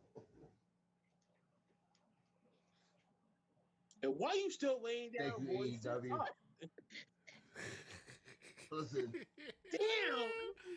You, bro. Oh my God. Yo, I'll put this. Thank you, AEW, no bull, for actually giving us the best, probably one of the best a great tag team match. You, I won't really want to get a good tag team match in years. The last tag team match I actually watched outside of these two, outside actually AEW from AEW was probably Usos and New Day's SummerSlam. That's what it's giving me. That New Day that SummerSlam vibes Hell in a Cell. Overall, this is a great match. Ray Phoenix and Pentagon deserved the titles. They did. Definitely. That's like I would say this is the best way to win, but honestly, that's the way how AEW want to do things. I'm fine with it. As long as they had the titles in their hands, that's good in my book. Okay, just Now, okay. Go ahead, man. Keep going. I just want to know is who's gonna be the next one to actually win the titles No, it's just next That's in a that that's tag a team well, division. that's a great question. that Very really is a true. good question. But going to what Dukes was talking about, what Dukes was talking about earlier about comparing the match to another match, I will put it to you like this: I have never really compared another tag team match to this particular group I'm about to talk about until until I saw the match last night. The original TLC match between the Dudley Boys, Edge and Christian, and the Hardy Mm, Boys. mm. Yes. No, Now, no, no, no, no. Actually, I got one better for you. How about this? Fully loaded 1999, the Hardys versus the new. Edge and Christian versus the New Brew in the TIT, the Terry Invitational Tournament, and it was the final match in that ladder match. let me think. Oh, Oh I know shit! exactly what you're talking Yeah. about. Yeah, you forgot about that one, huh? Yes. Now that's a That low was a key good gem one that too. Yeah. I kept telling people like that was the match that won me over for the Hardys when I was 9 years old. I'm like, oh my god, these guys are these guys are going to change tag team wrestling, and they sure did Yeah. for years That to was come. And that that's where was we got actually really products good. like this. That's where we got products like these two tag teams in a steel cage match. This is the second fight in their all elite wrestling careers facing against each other, Yeah. and they're really brothers. So it makes sense. Very true. All right, Big Mike. Big Mike, you got the floor, buddy. Y'all done? Y'all done? Yes, we Oh, here we All go. right. Here are. we go. Let me let Work a me little off just the say stage. before I get started that was the match of the night. It Definitely. was a great match. Yeah. Definitely. Great match. But the social media, this is the greatest match we've seen in 20 years, is we gotta stop. We Who said that? Who said that? that Who good. said that? If you go on social media, everyone's acting like this is the greatest match they've ever seen in their life. Oh wow. It's not. It wasn't that good. I agree with Blackheart. That's a solid 4, maybe a little over 4, somewhere between 4 and 5. I But said I give it a 4.5. I said if I could tweak up a couple of spots that they did, and one because one person did get sort of injured, and as you see later on, or who got injured, shit like that. I'm like, your main job in the ring is to also make sure that everyone is safe. Even if it does come off the match like that, and people would rather get bigger, who cares? But still, your number one job is to make sure the way that you come in is the same way is the same way that you walk out. Yeah. it was a great match, great energy, great everything. But if we go back to the podcast on Saturday, it kind of proved my point. There were a lot of just high spots to be high spots. Oh, here we go. Mm-hmm. And for a 30-minute match, it got, especially the beginning of the match, actually was really good. The second, if you look at the last 10 minutes of the match, it's high spot, rest, high spot, rest, high spot, rest, high spot, rest. Like, okay, like we not even building moves to it anymore. It's just I just got hit with a super move. I'm gonna lay down for 20 seconds. Then I'm gonna do another super move. Then I'm gonna lay down for 20 Well, seconds. Then I'm because gonna do another super move. this Then I'm gonna thing lay does down and take do it. cardio. Like, You know what all I mean? right, It's all about guys. cardio basis activity. You know what I mean? So I guess the pacing is just like getting your body, getting your muscles, and just be like, all right, you got a couple more spots. So I mean, like the whole psychology of how the human body is when you come to stuff like that. I mean, especially they're not like no like spring chickens. Like they're still in their Hmm. prime, but still it still takes a little while for a cardio based activity like that. It does take a lot. And I'm not. They was still hit. So I'm the Mm-hmm. last one to be criticizing that. But flow of the ending, I was waiting for. It got to the point where it had enough false finishes where I was waiting for the finish. I was like, all right, who's gonna win? Like, all right, I get it. I get it. Y'all both are amazing athletes, but who's winning this? And I love the finish. The finish was great. I finish was great.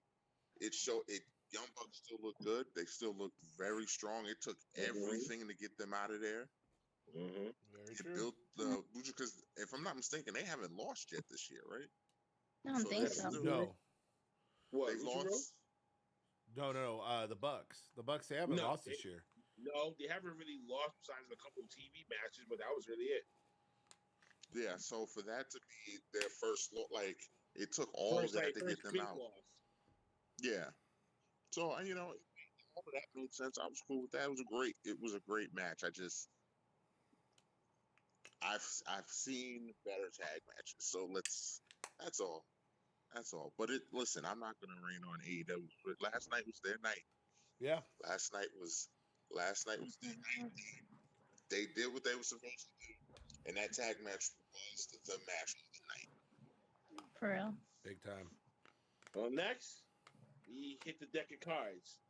This is the 21 women Yeah. the future AEW World Championship match.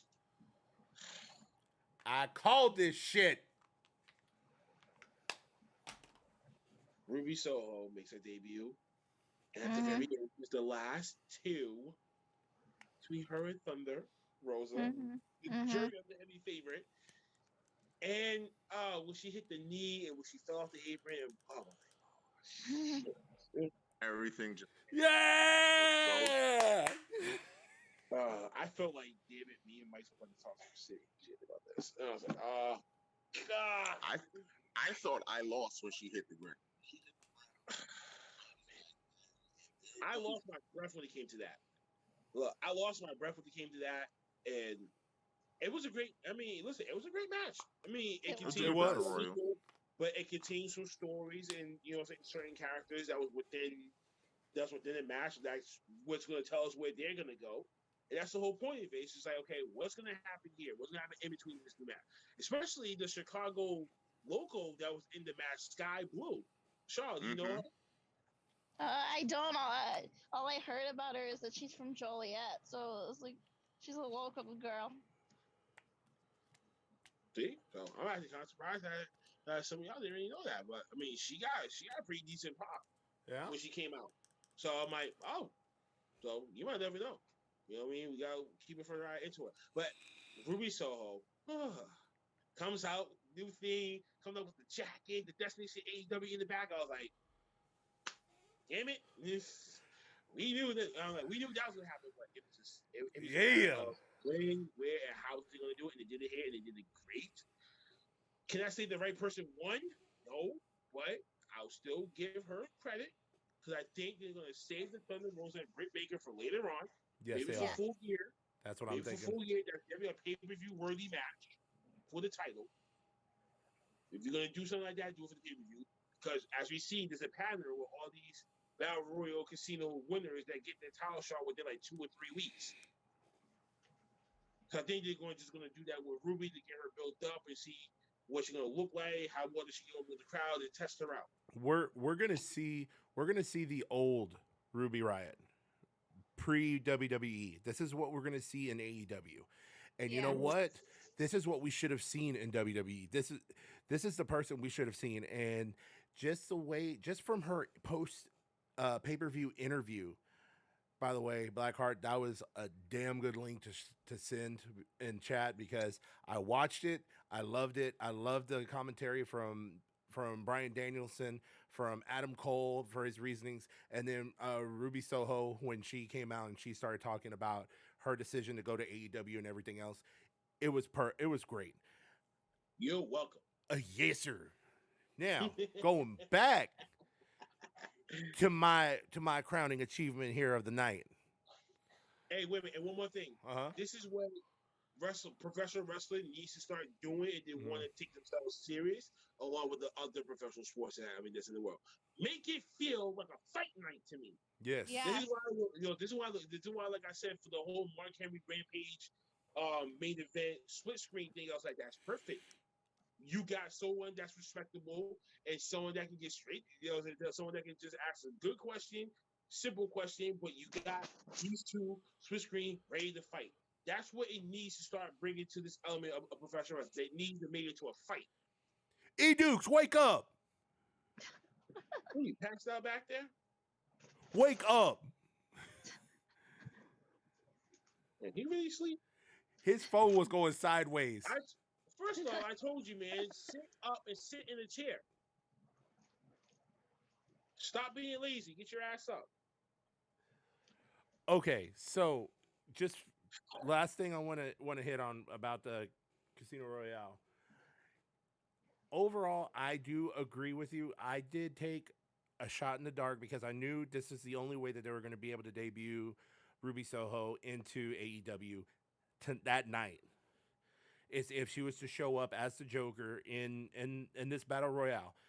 That's the reason why I picked her. But do I agree how it ended? Not 100%, just because I feel like Thunder Rosa deserved it, but I think they're going to save that one for a later time where they're going to be able to build off of the match that Britt Baker and her had. So that's the reason behind that. Second, Ruby Riot's gonna Ruby Soho. I still have a tendency of calling her freaking Ruby Riot. Ruby Soho is gonna have to show out. She's gonna have to show out big time because yes, we know she's gonna lose to Britt Baker, but she's gonna have to show out, and she's gonna have to do it in a glorious fashion to be able to be able to keep relevance and to be able to go after that title. But overall, I made the right pick. All right. Yeah, Big Mike said he'll give AEW his flowers. Okay. Well, I guess we're moving on. I guess we just gonna just continue. Sure, you're on that. Yeah, great match, great debut for Ruby Soho and everything. Kind of surprised with this too. Like I agree. Like Thunder Rosa deserves it, but I think they're building that for a bigger moment, like a Full Gear or Revolution or something next year. I would say probably Full Gear would probably be the chance for Ruby Soho to go one-on-one with Britt Baker. And then I think probably pay-per-view probably beginning of the year. So you're already so that means she's going to get a back-to-back rematch at for a pay-per-view nonetheless. It doesn't seem the AEW way to do that. Oh well. I'm wondering if she gets her match on a big like Ruby gets her match at like a big pay-per-view. I mean, not a big pay-per-view, like a big show. Maybe the New York show. We still need big matches for that. And when is that New York show supposed to happen? Like in a couple, I'd say about 2-3 weeks. Yeah, that would probably be a good big match to put on that card. That'll be a way to do that. Because you need some big matches for that show. Yeah, because then once she loses, which we know she will, but like I said, she would have to do it in a miraculous fashion to continue to be relevant. After that, I could see Full Gear, a Thunder Rosa, Britt Baker situation there. I mean, that definitely would be a possibility. Dude. Definitely.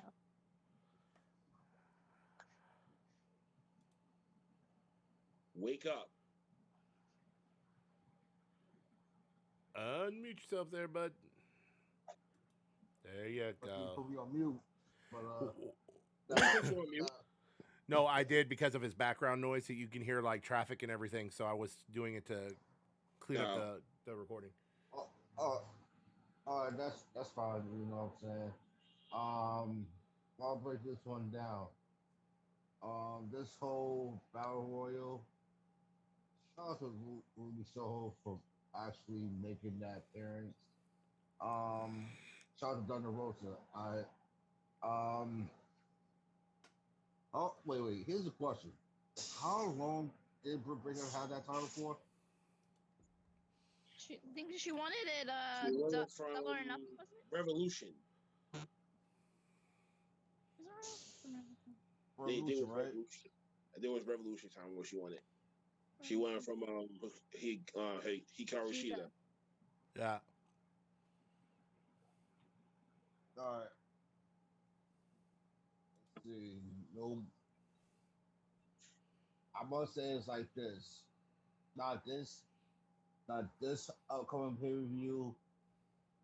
But I'll say the next one. Thunder Rosa's gonna win the title. Revolution next year. Mm-hmm. Seems about right. I can see Yeah, that. Wouldn't surprise yeah, me. because on no, because only reason why, if we do take a look at all title holders,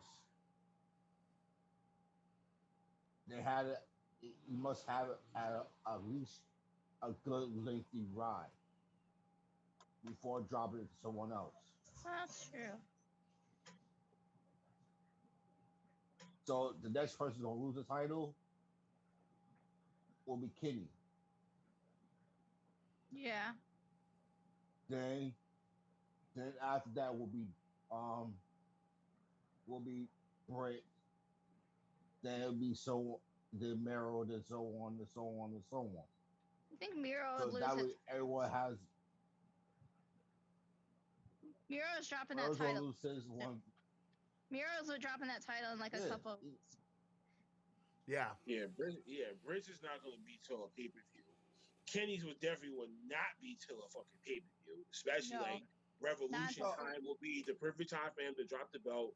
And that would be clearly 1 full year plus that he's been world heavyweight champion for that company. That he pulled that anchor for them. So continue, Dukes, because we got a lot to but cover too. but for this whole um Royal Rumble thing for the women's, congrats for the women because legit at least now I want at least I can literally say that they start off with a good women's division. They got the strongholds.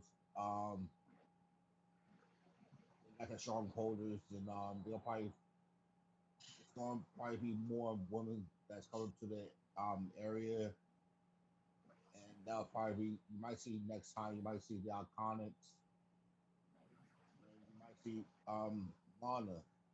Because I have a word for that all three of them are going to pop up for AEW sooner or later. Last thing I wanted to mention about the whole women's division is people to the people who've been complaining before about the women's division, saying, "Oh, it's not getting enough attention. Oh, it's not getting enough hype." Start putting some respect on the women's division there because it's getting really strong.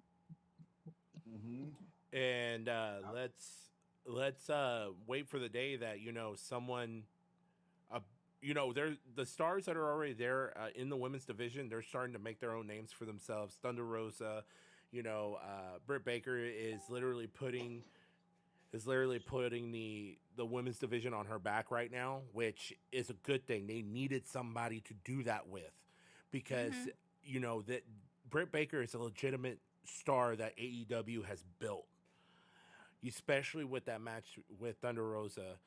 You know, that's going to be one of the top. I count that as one of the top women's matches in the history of women's matches. Agreed. Comparing to the Iron Woman match that both Bailey and Sasha Banks had at NXT Takeover in Brooklyn.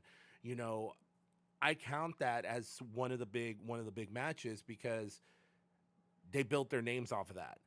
But Yes. but other than that, I mean, yeah, respect needs to be put onto the AEW women's division now. For sure. They're putting on shows.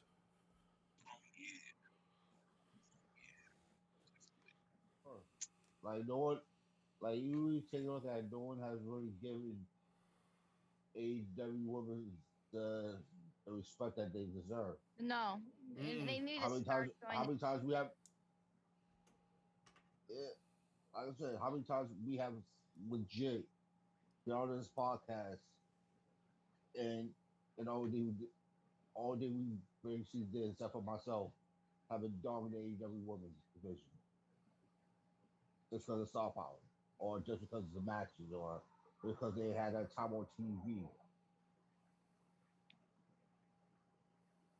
a lot of times, Yeah. and just for those matches alone, just for this battle royal, I've been saying so long, like y'all need to start watch out for this AEW women. Yeah, for real. Y'all laughed at me. No, for real. I remember y'all laughed. I remember y'all laughed at me for that. Now take a look at it now. I will admit So watch out for them. I was one of those at first because this was before Britt Baker really kind of took off. This was prior to, her having that huge match with Thunder Oh, Thunder. Rosa, and I was starting to see him in a new light because remember, I'm sure y'all might not remember this, but Britt Baker was in NXT for a while. And I was going off of what I saw there, and I was like, because she wasn't given the opportunity to do what she wanted to do. That's how the WWE system is. They It tell is. you what to do. They don't give you an opportunity to say, okay, you know what? We're going to give you this much time. You do what you want, and you show us that you Yeah. can do something if we give you the opportunity. They never gave her that opportunity, and that's why she No. left, and that's why she went to AEW. And And now look at her she is literally the workhorse for the women's division right now. And some of now. these Really is. rejections are becoming truly blossoming stars. Yes. So you gotta give respect to what AEW is doing, what anyone that walks into those doors, and just the personnel that they got working for them backstage. You gotta think about the Definitely. personnel backstage is helping crafting these people. Yeah. For real. You know what I'm saying? It's all about the personnel too. Without the personnel, they wouldn't be in this type of situation, and then now they're red hot on fire. They're doing I'm waiting for a big WWE women's superstar to actually make the jump over to AEW and see what happens then. Oh, they be finished. Like I read this, like was reading. I'm a social like following social media like you guys have been all day, and seeing tweets of like Sasha fans legit saying if she goes to AEW, I'm done. I'm going with her. So Legitimately, if they were to lose one of the four horsewomen to AEW, I think they'd be that would spell the beginning of the end agreed. for WWE. I think. Yeah, they'd be near finished. I mean, But if all right, let's put it to this perspective. Now, if any oh, for the horsewoman would have been in, will go to AEW, which one will you think will be?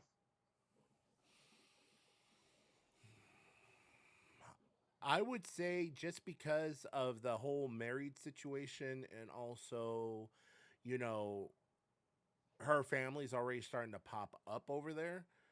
Charlotte. Charlotte could make the jump, and she could do something completely 100% different than what she was doing with WWE. Because she could be by the side of Andrade, and then Hmm. that would completely change his demeanor. And with her Yeah. dad there too, and not Hmm. as a father figure, but as a manager for Yeah. him and for her, Oh boy. I could see Andrade having amazing matches with Adam Cole. Oh yeah. Adam Cole and Britt Baker, and then Andrade and well, she would go by probably Ashley over in Probably. AEW, and those four, whew, future of the business right there. You know what I'm saying? Bailey, because everybody forgets one thing about Bailey. Bailey had a connection with some of the AEW guys. Oh, Her boy, hold on, WWU Dukes. yep. WWE got a hold of Blackheart and kicked him fuck you, out. WWE. You ain't shit. They butted me the fuck out of this fucking meeting anyway, And bro. he turned, and Vince McMahon would probably listen and was like, "That ain't good shit. We got to get him out of there. That ain't good shit." They got mad because they counteracted their countdown and they did their own way here at AEW. That's not my fault. It's graphics. So, as I was rudely interrupted, MJF comes out with with the whole royalty coat attire and shit like that, looking like $1,000,000. Jericho comes out, people singing the theme song. I'm pretty sure Shaw was. God Yeah. damn it. I just hate you for being there. Okay, this Sorry. is the one thing that ticked me off about Jericho's entrance. The guy who was playing guitar, I know he's his guitar player for Fozzy, but Yeah. here's the deal: he was off. Could you hear that in the arena, like from where y'all were singing? Surprisingly, not really. It was so loud in there with all the crowd singing along. It's like I didn't really hear it. Well, we could hear both sides from our end, and Yeah. he was off because the crowd was at one part of the song and he was playing another. He was trying to catch up, but he wasn't able to. I'll have to rewatch it later. Jericho even turned around and gave him a look and was like, "What are you doing?" I was like, "Ooh, that's not a way to come into your That's not potential good. last match." No. No. Okay, go ahead, Blackheart. But So what's up? yeah, man. So that ended up happening. The match was supposed to be what it's supposed to be. It's supposed to be the final fight. And we get the psychology of the both of them trying to end each other. MJF flying out the ring, hitting a crazy ass spot. Trying to show off the athletic ability. Jericho showing no remorse, just wanted to whoop his ass. The false finish, Oh, controversial false I was finish. so pissed. MJF hit the juice effect on Jericho, lands on top of him, and as he covers him, RB Edwards, the referee, counts 1, 2, 3. But low key, what you didn't see was Chris Jericho saving his life by putting his feet on the ropes, and the referee didn't see it. Yeah. And then they waved it, and everybody thought it was a clean finish, it was a win. But the second referee that was hanging outside the ring, which I don't know where the fuck he came from, that pointed out that his foot was on the ropes when you would count it at 2 before you even hit 3. Gago announces, goes to Mr. Roberts, the ring announcer. That announcer now the match had been restarted, so they hit the restart button. Then Jericho comes back, and finally to end it all, he hits the walls. Jericho. I thought MJF was gonna crawl and hit the ropes, but when he got pulled back, I'm like, yeah, this is done, deal. Yeah. And selling off the lower back injury from the spot on top of the turnbuckle from before, selling that spot, and you already know when you put him in that, there's no way that he can withhold this long. So Blackheart. The reason why that second ref was there was that's when Haggard and MJF's henchman came out. They started fighting. They were separating them. Trying to save MJF, boy. Hager was right behind, trying to stop him, clip him off, and that's how they brought him back. Yeah. Okay, so my whole thing about the match, I love the beginning of it where MJF was coming out and he actually was coming out to his old school Titantron, Y2J. the Y2J thing. I was like, that's funny. You even saw in our group chat that Mike and I actually had like a laughing moment because we were like, that's so corny, but that is funny as hell. Jericho's last match. I was like, okay, that's funny. But overall, man, I thought it was a good match. I legitimately got pissed. I thought they were really gonna, give it to MJF even after the foot being on the rope. But they restarted it, did it again, and the match ended the way it should. Jericho won. He's able to go tour with Fozzy, take some time off, and he's going to be able to come back. He's going to be able to turn around and beat MJF's ass again, and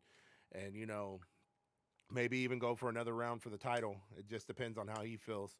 But other than that, I was very impressed with the match. Shar, how about you? Yeah, same. Like you were saying, Cyber, like the reason the other ref was out there was to stop the whole fight from Wardlow and Hager to go on. But yeah, the ending was good. Like we were saying, that was the one match I had a hard time figuring out. But I was like thinking, with the way they were hyping up MJF, like, oh, I'm undefeated against you, oh, like all this stuff, and them hyping up, oh, it's Jericho's final match. I was like, I don't think so. Like we've been discussing, like let him take time off, let him go tour, and then let him come back like completely rejuvenated as a whole new version of Jericho. But I Yeah. hope this whole feud. I hope this whole feud with the Pinnacle and MJF is over. Like, it's drug on long enough. Like, no more. Yeah, I completely agree. It's gone on long enough. It needs to go ahead and move on. Alrighty, Agreed. Dukes. So what's up, man? What you think about the match? Yo, honestly, I like the match. Mm-hmm. We already know it's gonna have some shenanigans just because if if we all sit back and see from what MJF was doing the whole entire time, the storyline, You was the probably five either stage, asleep or eating a fucking ham sandwich. what? I said you was probably either sleep or what? I said you was either probably sleep or eating a fucking ham sandwich. Oh, That's what I said. man, I've been right here about talking. What you talking about? But nah, Noble, You know that you live in your son's pizza. that's we're talking. I'll grab something and eat it right in front of y'all. Don't let me do it. Hey, don't make me kick your ass out of here. But no, Shit. You're a little gangster, but go ahead. but nah, Noble. During this match, we all confident it's gonna be some shenanigans, especially from MJF, or it could be from both ways from even Jericho himself. Because if you were to take a look at the whole storyline between Jericho and MJF, especially during the 5 stage Jericho, you already know some shenanigans is gonna take place. But Of course. the right person won. Jericho wins. It's gonna be better tough next time for even a great retirement match, but oh, it was funny. Yes. Now, I just want to know what's going to happen to MGF next. Well, you either take yourself a little break or, you might never know. You can square off and go against Daniel Bryan. I'll be an opening type of thing, but, that's just a fancy booking theory that I just thought about. Like, the possibility is endless because you got many baby faces now back there in that locker room that you can choose from that can make it seem like we can get a legitimate story out and we can get these guys both over. So, Yeah, possibilities is endless. yeah, but also too, even though Adam Cole is with the Elite, he still kind of has a little bit of a babyface persona to him, a little bit from the crowd. I could definitely see him going up against MJF too. I could too. We might never know. But next, oh my God, the match I've been waiting 7 years. Ah, 7 years man. we've been Yep. waiting for this moment. Darby Allen. Oh, Darby. Heart grows fond for the young guy. He won. He definitely won. He definitely won a lot of people over last night. I don't give a shit what no one says. Just when you thought that he was a star before, he's more of a star now after that. Absolutely. So I mean, and I sat back and I kind of shed a tear because I was like, "This is beautiful." But nonetheless, Darby Allen is versus CM Punk. Now, I hate you, Shaw, for this because my God, you were there last night, and I keep rubbing it in my own back of your face like a pile of fucking mud. The crowd had to been going absolutely ape shit when CM Punk music hit, and when he came out and just lost. I was just How the I fuck are wish you still surviving today? That's my first I question. don't. I'm barely surviving, honestly. Like, I I would have wish I been could. still like knocked out in my sleep. I'm like, yo, nah, I'm taking today I off, man. Like my body, like my I body took through it. I took my vacation time from work. I was like, I need the day off following the pay per view. I'm glad I did because I wouldn't have been able to survive today. I didn't even go to sleep legit until like about 4 o'clock this morning. I bet you was probably wired up. Like when I you was got too home, like, amped. yo, what's social media talking about? What's going on in these media scrums? What's going on with this? Yeah. But damn, bro. But just the opening. The opening. Yes. Darby just sitting there dead silent. Just eyes Yes. glazed over. CM Punk CM Punk just gets dusted. He looks at him. He gets down on his usual trademark pose, and just the crowd went ballistic. I They went did. ballistic. I remember going in the bubble. I said, "This is beautiful. This is It was. beautiful right here. The tension, you can cut the tension with a knife, and that's what we got here. Two baby faces, so you know the crowd might, you know what I'm saying, just might be split. I heard people cheering for Darby. Yeah. So It was going back and forth. Like there were multiple like mixed split Darby Allen CM Punk chants going on like the entire match. Like the crowd was split, and just technical wrestling at first. This was, as Cyber said, saying this was chess that was being played last night. Move after move, big moves, critical timing. Darby Allin getting whiplash to the ring post outside with oh big lashes to the back. I was like, God, just damn it. yeah. Just that poor, I'm like, that young soul. Just, my God.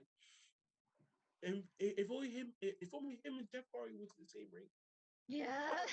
I probably been crying right about Well, now. I was Jeff Hardy, his contract shouldn't be too much longer, if I remember hope correctly. just hoping that he's still in a good physical and mental condition to even yes. say that, I want to do this. Keep going. Oh yeah, That refuel of passion, as several of these new do the debuts in additions had came in and said that the new atmosphere here is so, oh my God, it's so big that it's like the top morale of professional wrestling right now. But nonetheless, this match gave me CM Punk can still go, and he proved it last night. I'm convinced. I'm pretty he could sure some still of y'all are not he still could still go convinced. for the title. You know what I'm saying? But I still say Cyber take baby steps with CM Punk too. Maybe the first Yes. match. Now let's go after some other guys that can really get him going. That can really get the creative juices in his head on the fly. And be like, you know what? Miro after he loses the TNT title. Yeah. Maybe. That could be. Oh, wait a minute. Then back then they had some heat, and now they're in the same locker room. So maybe they can squash the difference, and maybe they can try to redeem that. Maybe. Remember Punk said in his promo he has some unsettled scores to settle. So Yeah. So that could be one thing too. And that's real heat from back then, and you can bring it here, and the crowd will be like, "Oh my God, they're going to continue this. They're going to do it," and that's when you can tell this is not a storyline that's within wrestling. It's a storyline outside of wrestling that you can bring. You can make the storyline so much better that way. But CM Punk got the dub. Darby Allin trying to hit a poison Rana. It gets countered. He gets caught up. GTS to the face. 1, 2, 3. Crowd goes nuts. Sting comes out. Papa Sting. Papa Sting. Yes, Papa Sting. I'm gonna start calling Sting Papa Sting because that's definitely Darby Allin's surrogate daddy. Straight the fuck up. He comes out, comes in the ring. He shakes hands with CM Punk. The crowd applauds. CM Punk and Sting trying to get Darby up. Darby doesn't want no help. He's trying to get up on his own like a true badass babyface. Stone Cold Steve Austin. WrestleMania 13 Phil. He shakes CM Punk's hand. That's when you know he's officially a full legitimate fucking star. yeah. And that was it. Darby crawled out the ring. He gave CM Punk his moment. CM Punk got his moment in front of his crowd. And what great go home feeling do you have with that match? And I was satisfied. I thought this CM match, Punk, yeah. you still got it, you son of a bitch. I can't Yep. wait for you to start popping up Wednesdays and Fridays. You about to start making Wednesdays and Fridays the time to be a wrestling fan, the time to say, yo, I don't even want to go anywhere. I just want to stay home. And I want to watch this. And that's going to be my Friday nights now. Like, I'd rather stay home and start watching my wrestling for those 3 hours, and then I'm satisfied. That's my weekend start.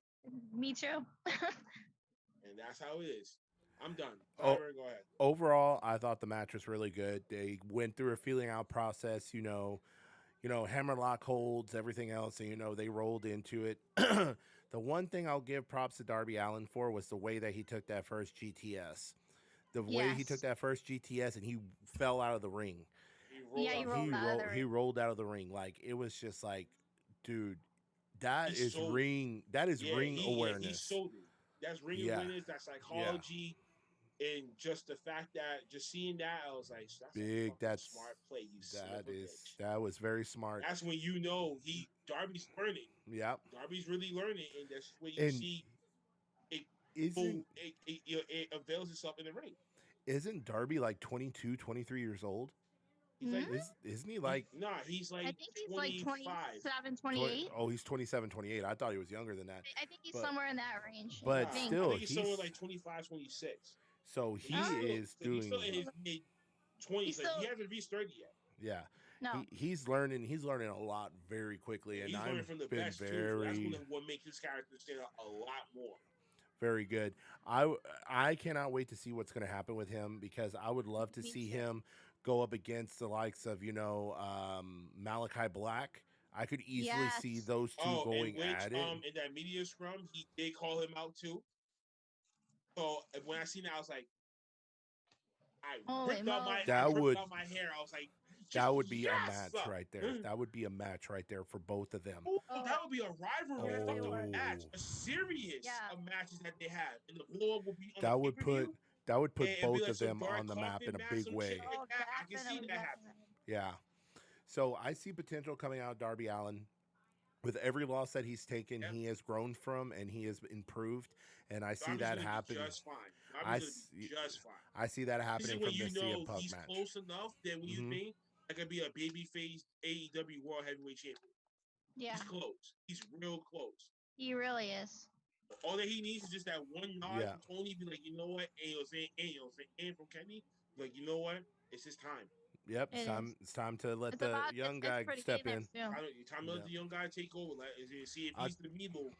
I mean, he's the needle meter If that can get more fans. And I- I believe he can. if I can put a timeline on that, I would probably say within the next 3 to 5 years, I could see Darby Allin holding the AEW title, and that's Okay, if I'll count to that. You said Peter's 5.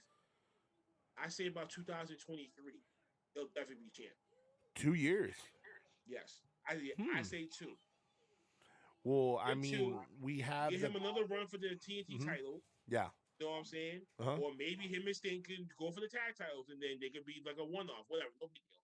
But it's just to get his feet wet, get his accolades up, so when he does go out there for the top prize, he already got accomplishments under his belt that's gonna make him seem like, okay, he definitely, no question, deserves it now. And it's gonna have to be on the heel for him to take it off of. I could see that happening. The only thing that would need to happen first is he would need to go on an incline quick. As in he's going to need to start wrestling probably on multiple shows a week, get some wins under his belt, get some wins over good people, and then I could see that happening by 2023. But if not, if he winds up taking a loss, like let's say, for example, he goes against Adam Cole or he goes against Brian Danielson or one of these other people, and he takes losses there, all it's going to do is it's going to push his time frame I back. think they're gonna save those matches for way later. They Okay. want to keep some of the new additions from one of the homegrown stars for that fantasy to where you know the future is here. The future is in this company. Is when Darby is going to start being the main attraction. Then you still got Adam Cole that can play a great heel. God damn it! And just imagine that. That's the way that you're gonna get these younger viewers to be tuning in each and every week. Yeah. Not just us Yep. younger fans. Mhm. You're gonna want to get them new young fans, Exactly. and Darby connects with that. So Yeah.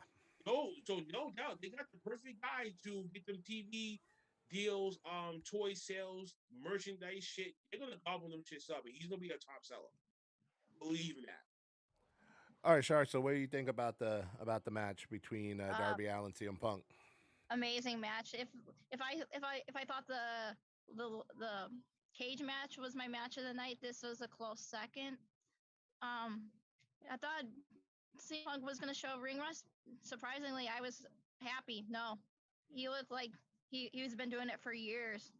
And Yo, to I'm talk sorry, about ladies and gentlemen, but this was my match tonight. I said this was the moment that I said, if this doesn't re-spark a flame in you as a lapsed fan to be like, you know what, this is why I love wrestling so much.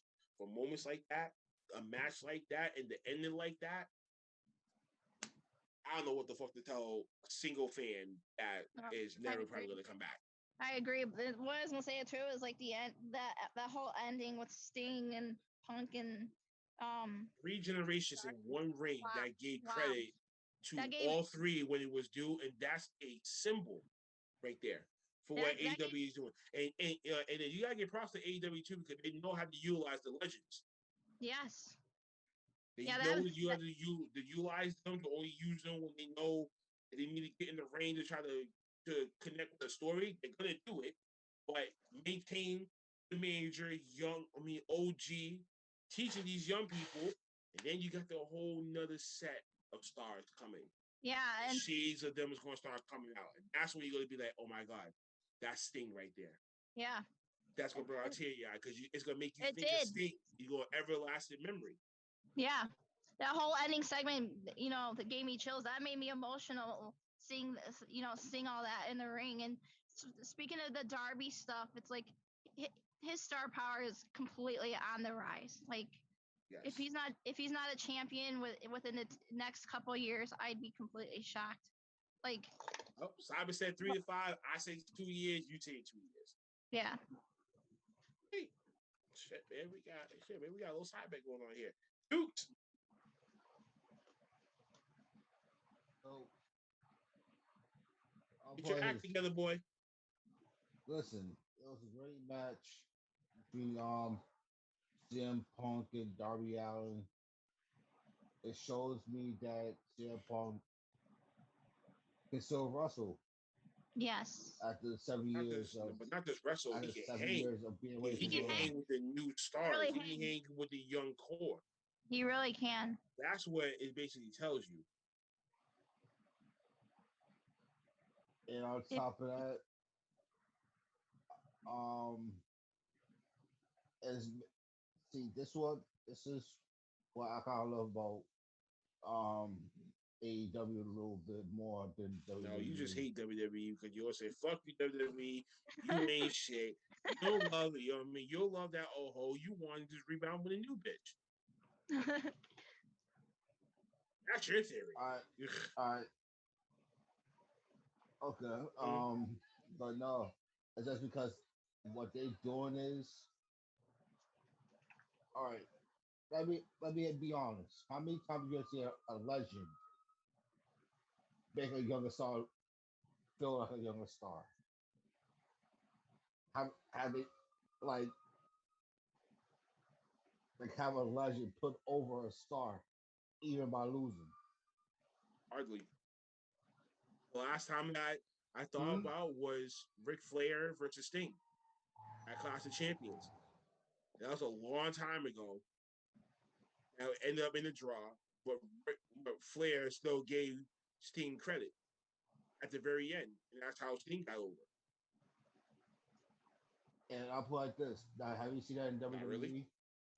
The only really time I seen that was like Now, Undertaker passing the torch down to Jeff Hardy. And that was like in 02 and 02 and the last run. Okay, I just had something come across on a social media thing that I just saw. I shared it in group.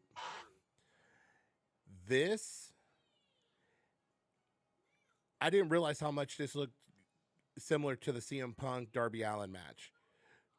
Blackheart, I can see you're already looking at it, about to look at it, but holy crap. I mean, moveset is absolutely similar to what Darby Allin and CM Punk did last night.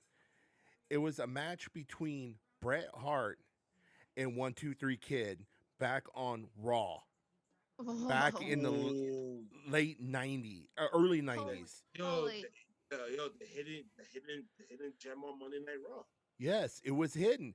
If you look at when he did that strong arm drag on CM Punk, and CM Punk had that reaction where he kind of looked back and he was like, okay, showed the clip from that Raw episode where it showed 1-2-3 Kid do a deep arm drag, and Bret Hart had the exact same reaction. He was like, oh, wow. okay, Wow.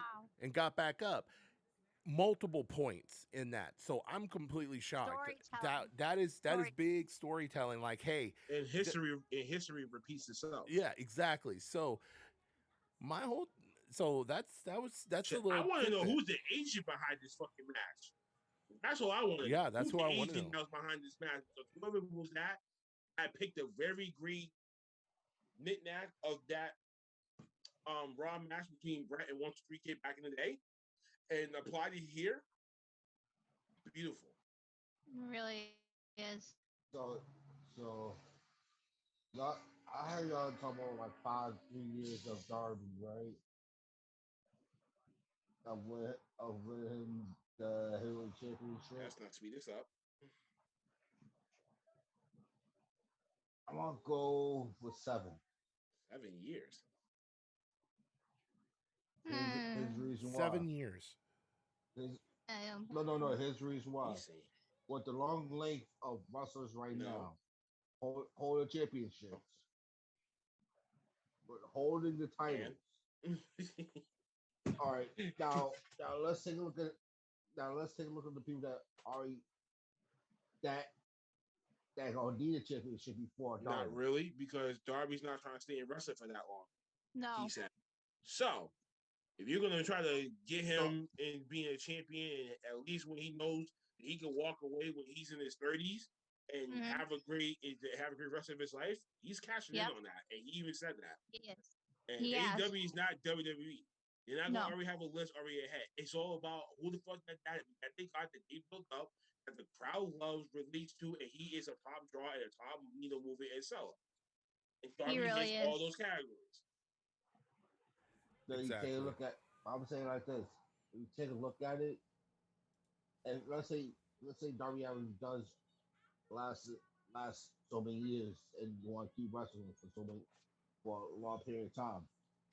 You gotta take a look at the wrestlers that wasn't have that main field title run.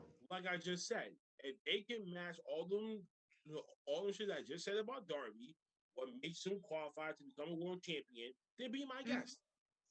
But until then, whatever numbers that you were probably thinking of, they gotta do what everyone else does. They're not gonna get hot shots to the main fucking event like most people do on one company over here. They're gonna work up, get them numbers, get them wins up, so they can be taken as a serious fucking contender. And that's what WWE is not doing, unlike AEW was doing, where records and numbers do matter in the sort of sense. So when it comes to that, and you want to say 7 years, that means Darby is already probably either going to be gone, or you might never know, he might not even be in that time frame, or you might never know, he might never even be there. No. So why prolong a hot inevitable where you can cash that in, but take it within the next couple of years? Yeah, cash in while it's hot. Therefore, you can get the new TV deals that are worth more money, and you can bring in more people. Yeah. Especially some of these younger people. Exactly. That's the game. That's why you say pay-per-views really don't mean shit. It's all about the TV deals. Without the TV deals, you have nothing. And I can tell you this, AEW is going to start getting some bigger TV deals. And they're going to get some bigger TV deals within the next couple of years, guaranteed. I can tell you this. They're definitely going to fucking expand. And they're going to do a slow expand. They're not going to do no giant one. But it's going to be a slow one. So what, you don't think? think? Slow and steady wins the race when it comes to these mark-up, build-up, start-up companies. I honestly... It's going to take them a while. I think they could take the Fox deal from WWE at the rate they're going. One surprise. TNT won't do that. Nah, TNT will be no, we need you guys here. Like, if we got up the ante with you and pay you more money to be here, and you guys are a flagship wrestling program, stand out, be different. Why change? You can bring a whole lot of new viewers to TNT. Well, they're going to CBS in like January. Certain shit. Now you have a huge spike because sports fans are going to come and watch TNT. They're moving to TBS in January. So. I know, but eventually TNT is eventually going to want them back after certain after certain seasons. Hockey season is over. They're probably going to bring them back and fill in that void to get, you know what I'm saying. And of course, the NBA also. The NBA is going to cause them to be bumped too. Yeah, and that's the main reason why they're flipping stage networks because having to keep switching to like switching days like Saturdays and Fridays and stuff for and Yeah. moving their shows back because of NBA games. That's Yeah. why the main reason why they're switching networks. But it'll be the But rejuvenation for TBS though to take them more seriously. Yeah. Yeah. well, I'm sorry to say, but you want to move to TBS. Now TBS got baseball. Yeah, but baseball is still on Now with Fox base, too. Yeah. You know what I'm saying? Baseball's on ESPN. well, Sports Center. It's everywhere. It's everywhere. but but on top of that is mostly So on it's now TBS, mostly on TBS. especially when it comes out to the play. But mostly when it comes out Yeah, to and that's playoffs. playoffs. Not regular season. No. Regular season is far different, man. ESPN, Sports Center, they got the major contracts. Yeah. So And they'll be straight. by the time they'll the be straight with playoffs, that. yeah, but by the time the playoffs are over, they'll be on that new channel anyway, so they won't be competing with baseball anyways for a while. So Darby's gonna be the needle mover for this. It's just a blessing in disguise when it comes to the past, present, and future of professional wrestling, and we get it here in one ring. It's beautiful. Yep. Absolutely. Next, we got a squash match. The Big Show called White defeated QT Marshall, which I said this earlier, and I said it again. It should have been earlier on in the card, but this was the perfect match to go to the bathroom and grab another concession, grab another beer, and come back to the seat for the main event. I can't say too much because we all knew what was going to happen, and it happened. So exactly, can't be too surprised. That's it. That's what I gotta say about that. All right, and let's go ahead and just we can just pass this one up because that one was such a quick squash match. It wasn't even All right, worth fuck it. The main event, the AEW World Championship match. Oh boy. Kenny Omega taking on Christian Cage, Impact Wrestling Champion. He's shooting back and forth. Definitely wasn't the bigger. I still gotta say the match between them at Rampage was the best one. I'm sorry, this one. Definitely, I agree. I feel like you can't replicate something like that in a quick span. It's gonna like space out, take time, come back to it later.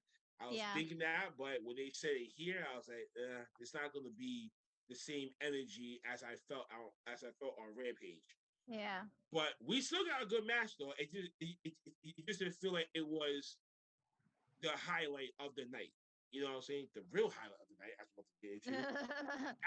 After the match was over, Kenny Omega hits the avalanche, one-winged angel from the second, from the mid ropes. Hits it, gets it away clean. The Elite comes in the ring. Kenny Omega grabs the microphone, cuts a promo. No one can beat me, dead or alive. And the crowd goes bananas when the lights go out and new theme music hits. Comes out first. Who comes out? Adam Cole, baby. I love that. Adam fucking Cole, baby. Is now all elite, baby. Recognize the T-shirt. Comes out. He's back from the dead, folks. So that seance actually did work. If you watch being the elite, there's the new episode that they just released. Watch it. Anyway, comes in, him and Omega having the face off. You see Jungle Boy slowly try to get up on his feet, and then in a split second, super kick Jungle Boy's face, and the crowd just is shocked. But you see them embracing the big ass hug. Him and the Young Bucks, best friends, is back in AEW soil.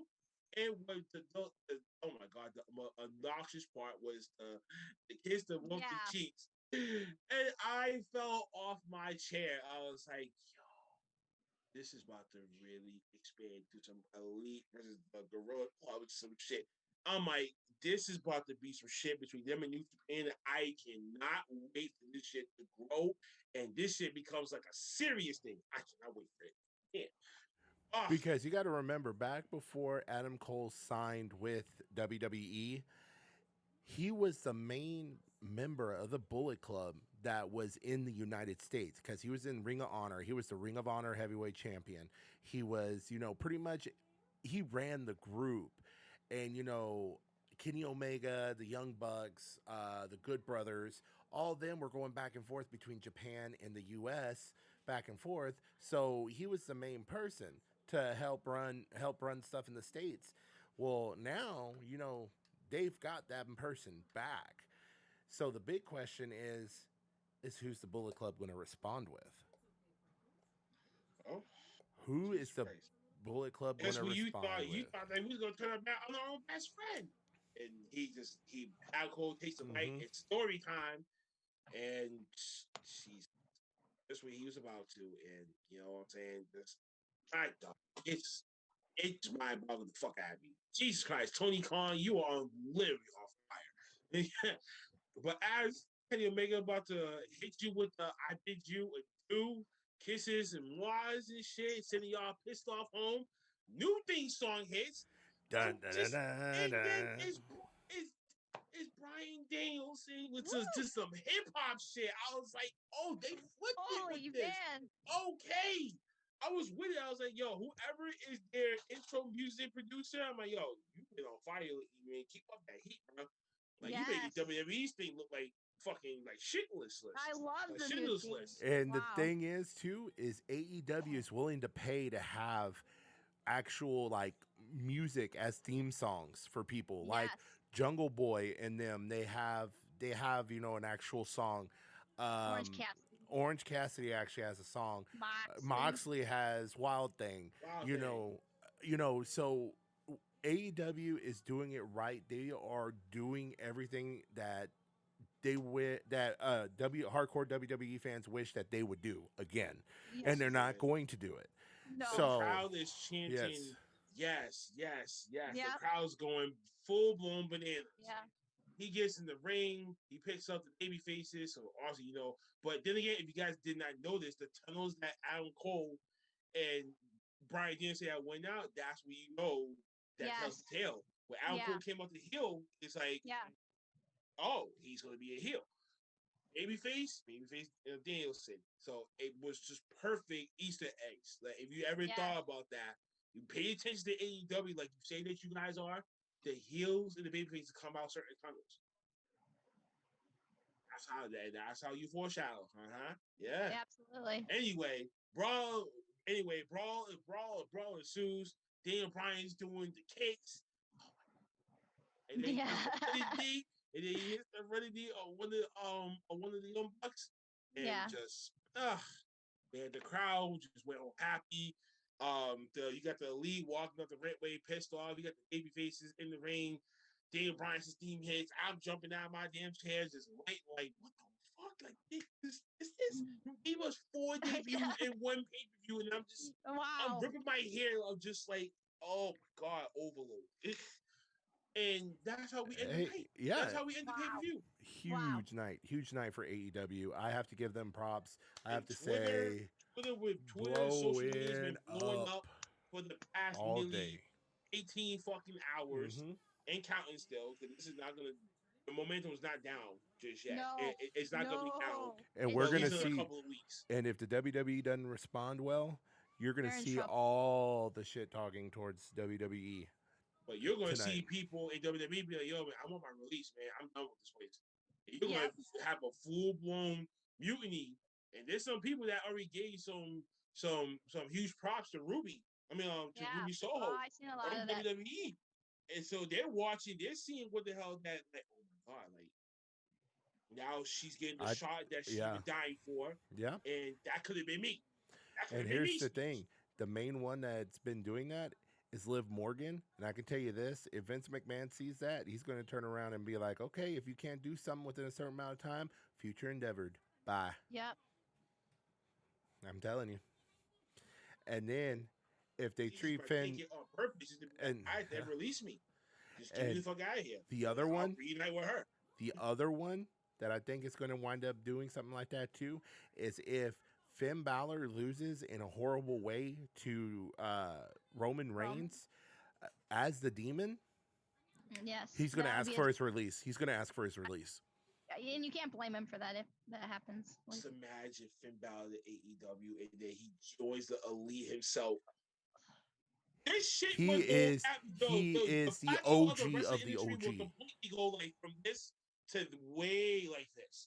Like the whole tipping scale would just be like just forget it, bro. Like just like Vince, like just retire. Just sell your share, walk away, and just forget it. Like just admit that you just take this L. Just take the L and walk.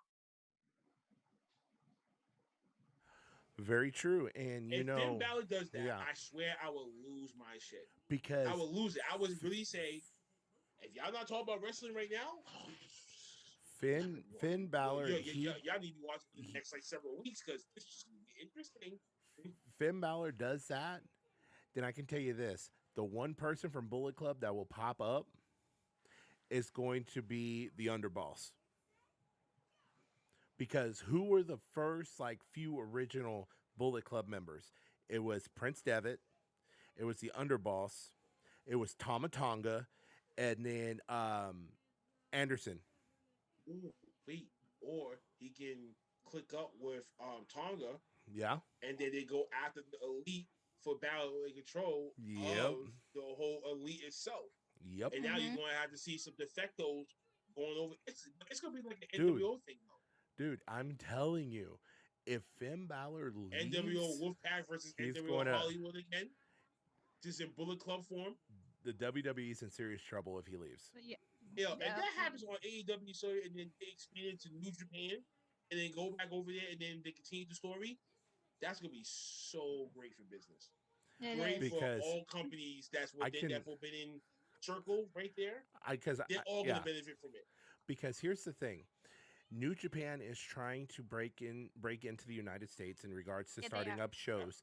Yep, they Now, are. if someone like Finn Balor comes over and actually signs with AEW or goes back to New Japan, there is that opening that New Japan needs, which means more of their stars are going to start coming over so they can get recognition. So when they start having more shows in the States, they're going to be like, oh, I recognize the Rainmaker. Oh, I recognize John Moxley. Oh, Prince Devitt's back. Oh, so he's there too. So yeah, so all these people, I know these. I'm New gonna Japan's buy. coming to Dallas, I think, either this month or next month.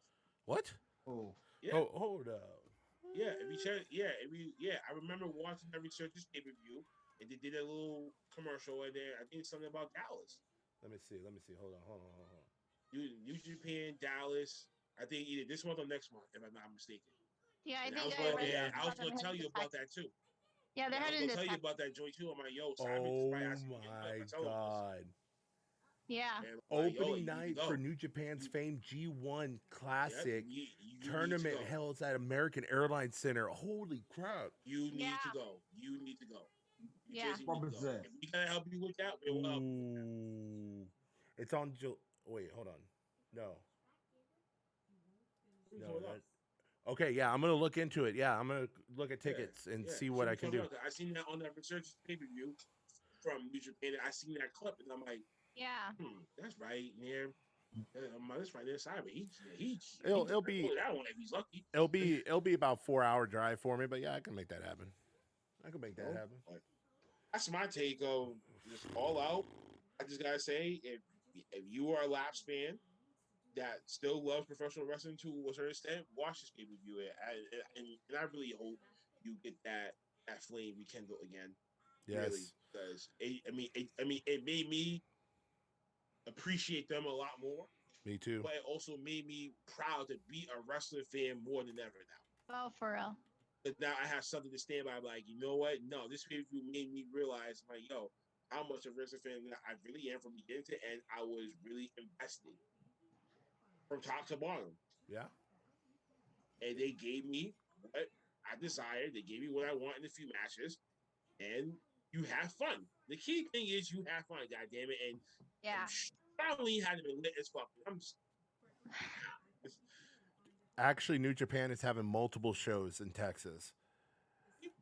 you already in the ball game. Yeah. Ooh, this one might actually be a good one. Oh shit. Okay, so yeah, I got some things to think about because there's another show that Will Ospreay's going to be fighting in here in Texas. So I'm like, ooh, Will Ospreay, yeah, Yep. yeah, That's the one you need to go to. yeah, Will Ospreay, yeah, I'll do that, yeah. All right, That's guys. my take on this pay per view, man. Cyber go. My take, oh my God, like I said, this was the first AEW pay per view I legitimately bought and watched. And I can tell you this, it was well worth the money. And it was probably one of the best pay per views I've seen in the last 5 years. Wow. And that's saying a lot because I usually stood in the corner when it came to WWE, but I can tell you this, for the first time ever, I see them being in big trouble with what Tony Khan's doing with AEW right now. So I'm completely 100% on board. I'm an AEW fan. I'm liking what they're putting out. I'm enjoying seeing talent actually being able to have some kind of a little bit of control of their characters and actually being able to do what they want.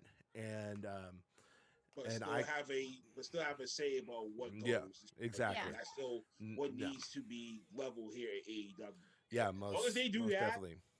you're gonna change the game for a lot, motherfucker. Yeah, You're gonna be crowd so many creative people that if you as the owner, Tony Khan is a true wrestling fan himself, Yeah. he's gonna know what's working and what's not because him as a fan to sit back and watch it as a fan. That's what counts. exactly. That's For why I real. said AEW would never had the upper edge against WWE as Yes. of right here, right now. Yeah, most definitely. Because you got a boss that's also a wrestling fan at heart too. Oh, yeah. And He's just he's look at not this as a thinking of it business. as a He look at business. this as a legitimate shit. Yeah, Exactly. So much exactly. respect to Tony. I agree. Sorry. Oh, I'm last night's show, like right in all this talk we had tonight. I'm getting really emotional. Like, thank you AEW. Thank you AEW. This is what pro wrestling needs. This is what this is what we want. This is the true alternative. This is the alternative. And I had this discussion with my family last night. It was like, if what happened last night in the course of what's happened, if this doesn't light a fire under WWE soon, which I highly doubt it will, but if it doesn't, they're screwed. Like, things need to change like massively, like right now. Yeah. But I don't see it happening. You would hope a show like last night would tell WWE we need to step up our game, but it's like I just don't see it until they prove me wrong. Oh no, man. Yeah. I just don't know, Philip. Dukes, as you over there comatose in your damn sleep. I know, right? Actually, I was sitting back thinking. I want to say talk about only if I should watch Raw tonight because as the last night what AEW done, everybody's only sit back and like, Raw's gonna do Raw ain't gonna do shit. WWE ain't gonna do shit about this. What you gonna do? Sit back and get all the old heads, have a Raw reunion, Yeah, have a old school night that's what's for gonna the happen. for the 1800 time. That's all that's gonna happen. Have Stone Cold. What you have Stone Cold new NWO. Bring DX come out. Have Mick Foley come out. No, That's I not don't what want to see that Well, shit. I that's not did. what the people want to see. I've actually have seen rumors on social media saying that there is a chance that Roman Reigns and the Usos might pop up on Raw tonight. Why? For what? I agree. There's no storyline over For there. what? Why? What's the Why? storyline? Why? Need for Why it. would you think? It's because Roman Reigns has been and the Usos have been holding up SmackDown. Now they're probably going to try to find a reason for them to do They it on Raw implicated the too. wild card for one night. I don't know. It might be for more than one night, but Listen, still, if they do, they might as well just create the whole Raw Super Show shit that the way that they did back then.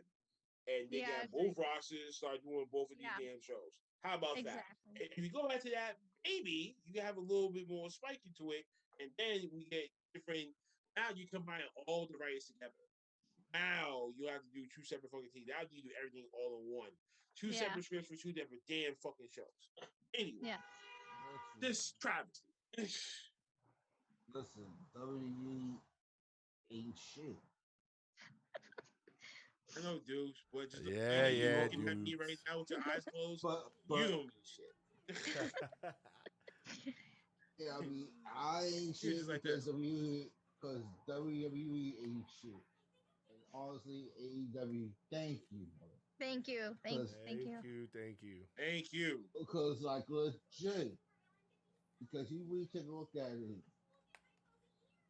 just by how you bring out People. the surprises, how you bring out the surprise of Adam Cole, how you brought the surprise of Daniel Bryan, Return of the Butcher.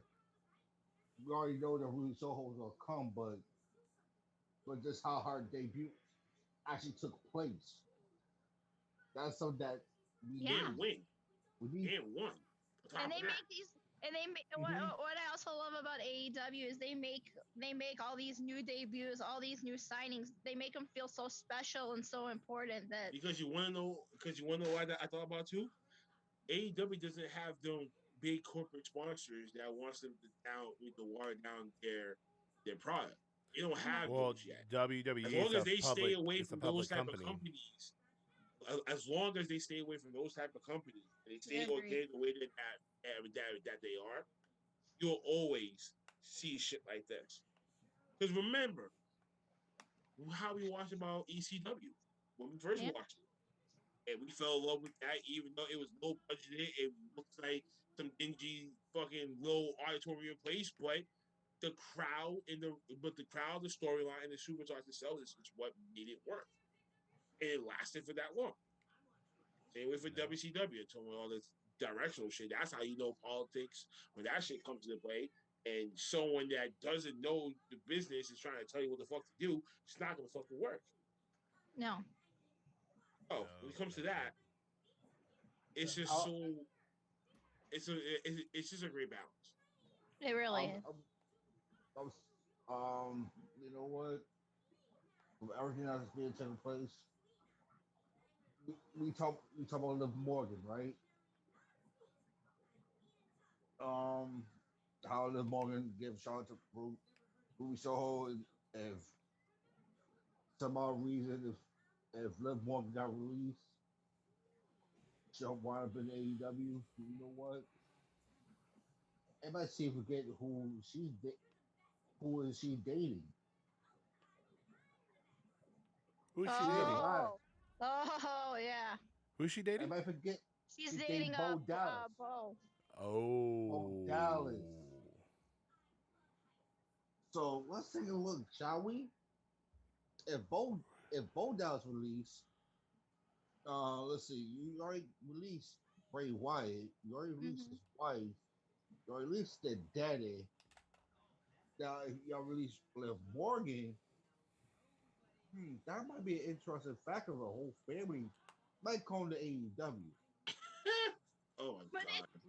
but Mm. another interesting bit of news I heard. The I don't know Beverly what if Hillbillies of wrestling. Oh but I don't God. know but I don't know if we can make anything of it or not. But like I know with Ruby's debut last night, but someone that she's really close friends with, I heard that she was in Chicago like this all weekend. It was Sarah Logan. I actually follow Sarah Logan on Instagram, and to be honest, yeah, she's working out a little bit, but I think it's more of just to get into some kind of shape. I don't think she's trying to get back into wrestling shape, not compared to like Becky Lynch did, and after pregnancy. I think she's enjoying more of being a mom right now, Yeah. and I don't unless she's been secretly doing it outside of social media light, which that's definitely a possibility too. Um, Hmm.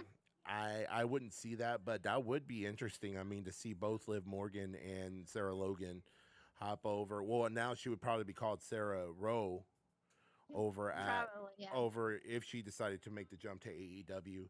Yeah.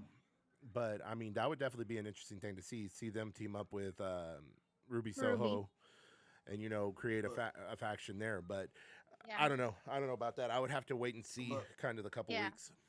Yeah. all right, all right, all right. Y'all want to say that thing, right? Okay. I'm gonna say this. You want to talk about um how how Sarah was working out, things like that, and compared to Becky Lynch. Vince McMahon called Becky Lynch and was like, yo, come, come AEW, come to WWE right now. We need your help. We need you. Yeah. We'll give you a title as soon as you Mhm. come to WWE. Yep. Come on, we can do this.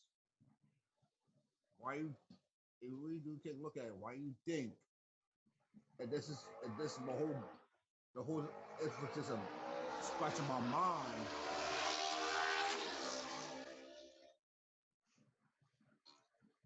that Bianca Belair, I got the same look, man. Naomi, I got the same look. no, Bianca Belair, Naomi, and also Alicia Fox was all in the same boat. Of all women that got that has the title and the one title of WrestleMania and lost title of SummerSlam, and they're gonna be underneath. They're gonna be brushed off somewhere. Okay, where's this leading to? Marlene is something where some of the ones that's in the industry right now are pissed off from what took place with Bianca Belair. They might just want jump strip. It's not gonna be like a full blown mutiny. Like people gonna start asking for their release. Are gonna be more people are gonna get released. So let's just see whose name's gonna be part of that list. Yeah. That's all that we gotta look forward to. If we look forward to that, and certain names pop up, we're gonna be like, nope, they're going. He just might, maybe. That's an Impact move, maybe a New Japan move, whatever. Yeah. There's gonna be certain people that's gonna go in a different direction. Not everyone on the list is gonna go to one fucking company. No. I keep telling you for I don't know how many fucking times. It's not gonna happen. Other companies is gonna want some of these goddamn wrestlers. Yeah, and you have Shit, man. Maybe Masterpiece's promotion, House of Glory may need some wrestlers. You know what I'm saying? Like there's other companies out there that will sign these guys. Yeah, agreed. Or at least negotiate bookings. But no, always I'm saying that just because of what's being taken place. It's not all about connections, though. It's all about who is not only able, willing, but that fits. Yes. Certain people is only fit for certain things. Now, if you would have told me, right, that you still believe that Braun Strowman is still popular at AEW, and you still say maybe, now it's probably gonna be like a hell no right now because of what the hell that he just brought to the table last night. No. You don't see that. You don't see that. It's like one person of Braun Strowman can equal up to 3 people over here because of their size and trade and shit. Yeah. So I feel like he's more effective and impact because you got Wesley over there. You still got Moose. You still got Willie Mack. You still got a bunch of other guys over there that he can get great matches of and still try to prove that he can really be a big, brolic wrestler and be able to sell and be able to look good. He couldn't do that in WWE too much of that. Fucking instead, they tried to make him look like a giant, but the way that the mechanisms that they were trying to achieve it with, it was lackluster. And then the one thing that killed it was the whole going to the audience and picking out the Nicholas kid. That's what devalued this shit. And ever since then, it was no recovery. It was no recovery from that. Even with that win against Goldberg, that still wasn't gonna fix up for that. No. That's everlasting shit. It is. So, Jesus, man, my mind's still blown. Ugh. Yeah, this is not going to wear off anytime soon for any of us. No. I'm looking forward to Raw tonight because I actually want to sit back as a fan and watch the train wreck. What's going to happen? And see how many people they sent the jet out for tonight. That's the only thing that would be worth watching. Who shows up? Open up the pocketbook today again and be like, you know what? I need to pull Brock Lesnar over here. I need to get Undertaker. I need to see if Kevin Nash is available to come pop up. I need to see. But that's the problem. Nobody wants to see all the old timers come back. That's not how you build a roster. That's not how you build a company. Is bringing in the legends. You have to build with the talent you actually have. It's just a one night only stand-up comedy show. Yeah, you know what? I really want to see Brock over his Raw right now because I desperately desperately need to see a Brock versus Bobby Lashley That's match. not going to happen until Survivor Series. I can guarantee you. Exactly. Mm. How Going they after go, wait, you going after one title, then you lose, and then you jump over to another brand to try to challenge for that one. Doesn't make sense. It doesn't. Well, no, what I was saying is more along the lines that if they wanted to take the title off of Roman Reigns, have Brock Lesnar take it off of him, and then at that point, Bobby Lashley hangs on to it till through Survivor Series, and Oh, brand versus brand. yes, I get it. Yeah. I get it. so All right. then you All would right. get Never mind. Never Brock mind. Lesnar. Yep. Yep. Yep. Yeah.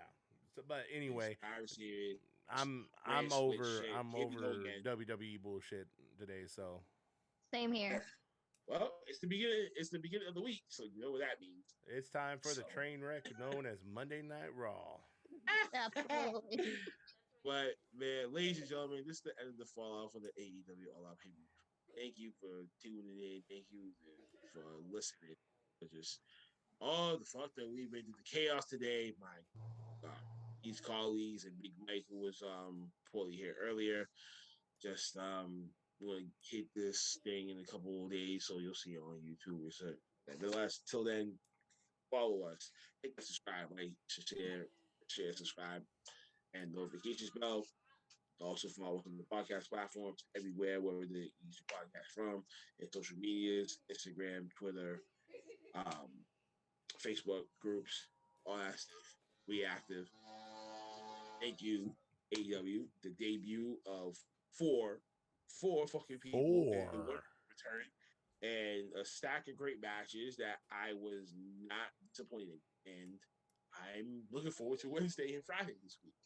Yeah, Matter of fact, same. I'm looking forward to tonight because H3 Dark Elevation. Now it's going to make me want to actually go full blown into this AEW pool.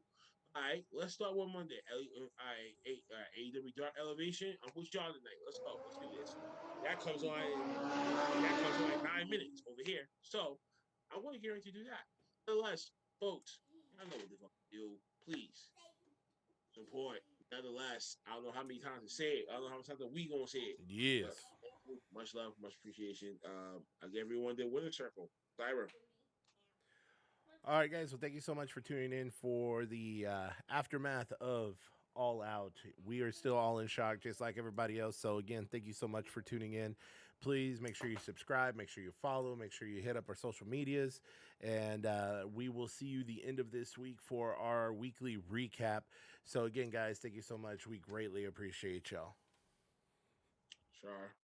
Thank you. Yeah, as everyone said, thank you so much. Thank you all. Thank you AEW for such a perfect show last night. Like that has the whole wrestling world talking, which we definitely need. Like something new for wrestling is to see like the true good show from top to bottom, good storytelling, good everything. So if you're a lapsed fan who's getting fed up with WWE's garbage, tune into AEW. You won't be Duke, stop sleeping. You won't be disappointed at all. Very rude of you, Dukes. It's on you anyway. Half sleep. I thought it was sleep, homie. Yes, you was. I wasn't. Eyes looked like it was closed, so I'm assuming that they were closed.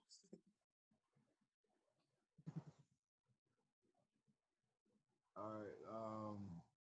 Like everyone says, thank you to AEW for giving us a tremendous pay per view. You know what? I'm gonna go off topic real quick, though. RP to Michael J. Williams now. If nobody don't know who he is, he's an He played actor. Omar in The Wire. Yeah. Yeah, I heard about that too. I was The like, actor God to that. damn it, man. Just shit. So that kind of hit for right now. That's kind of hitting me different today. So yeah.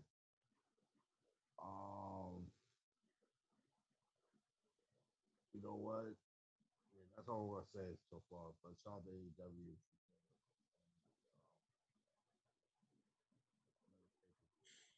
Damn. sour note. Till then, Yeah. folks, we bid y'all adieu. Yeah.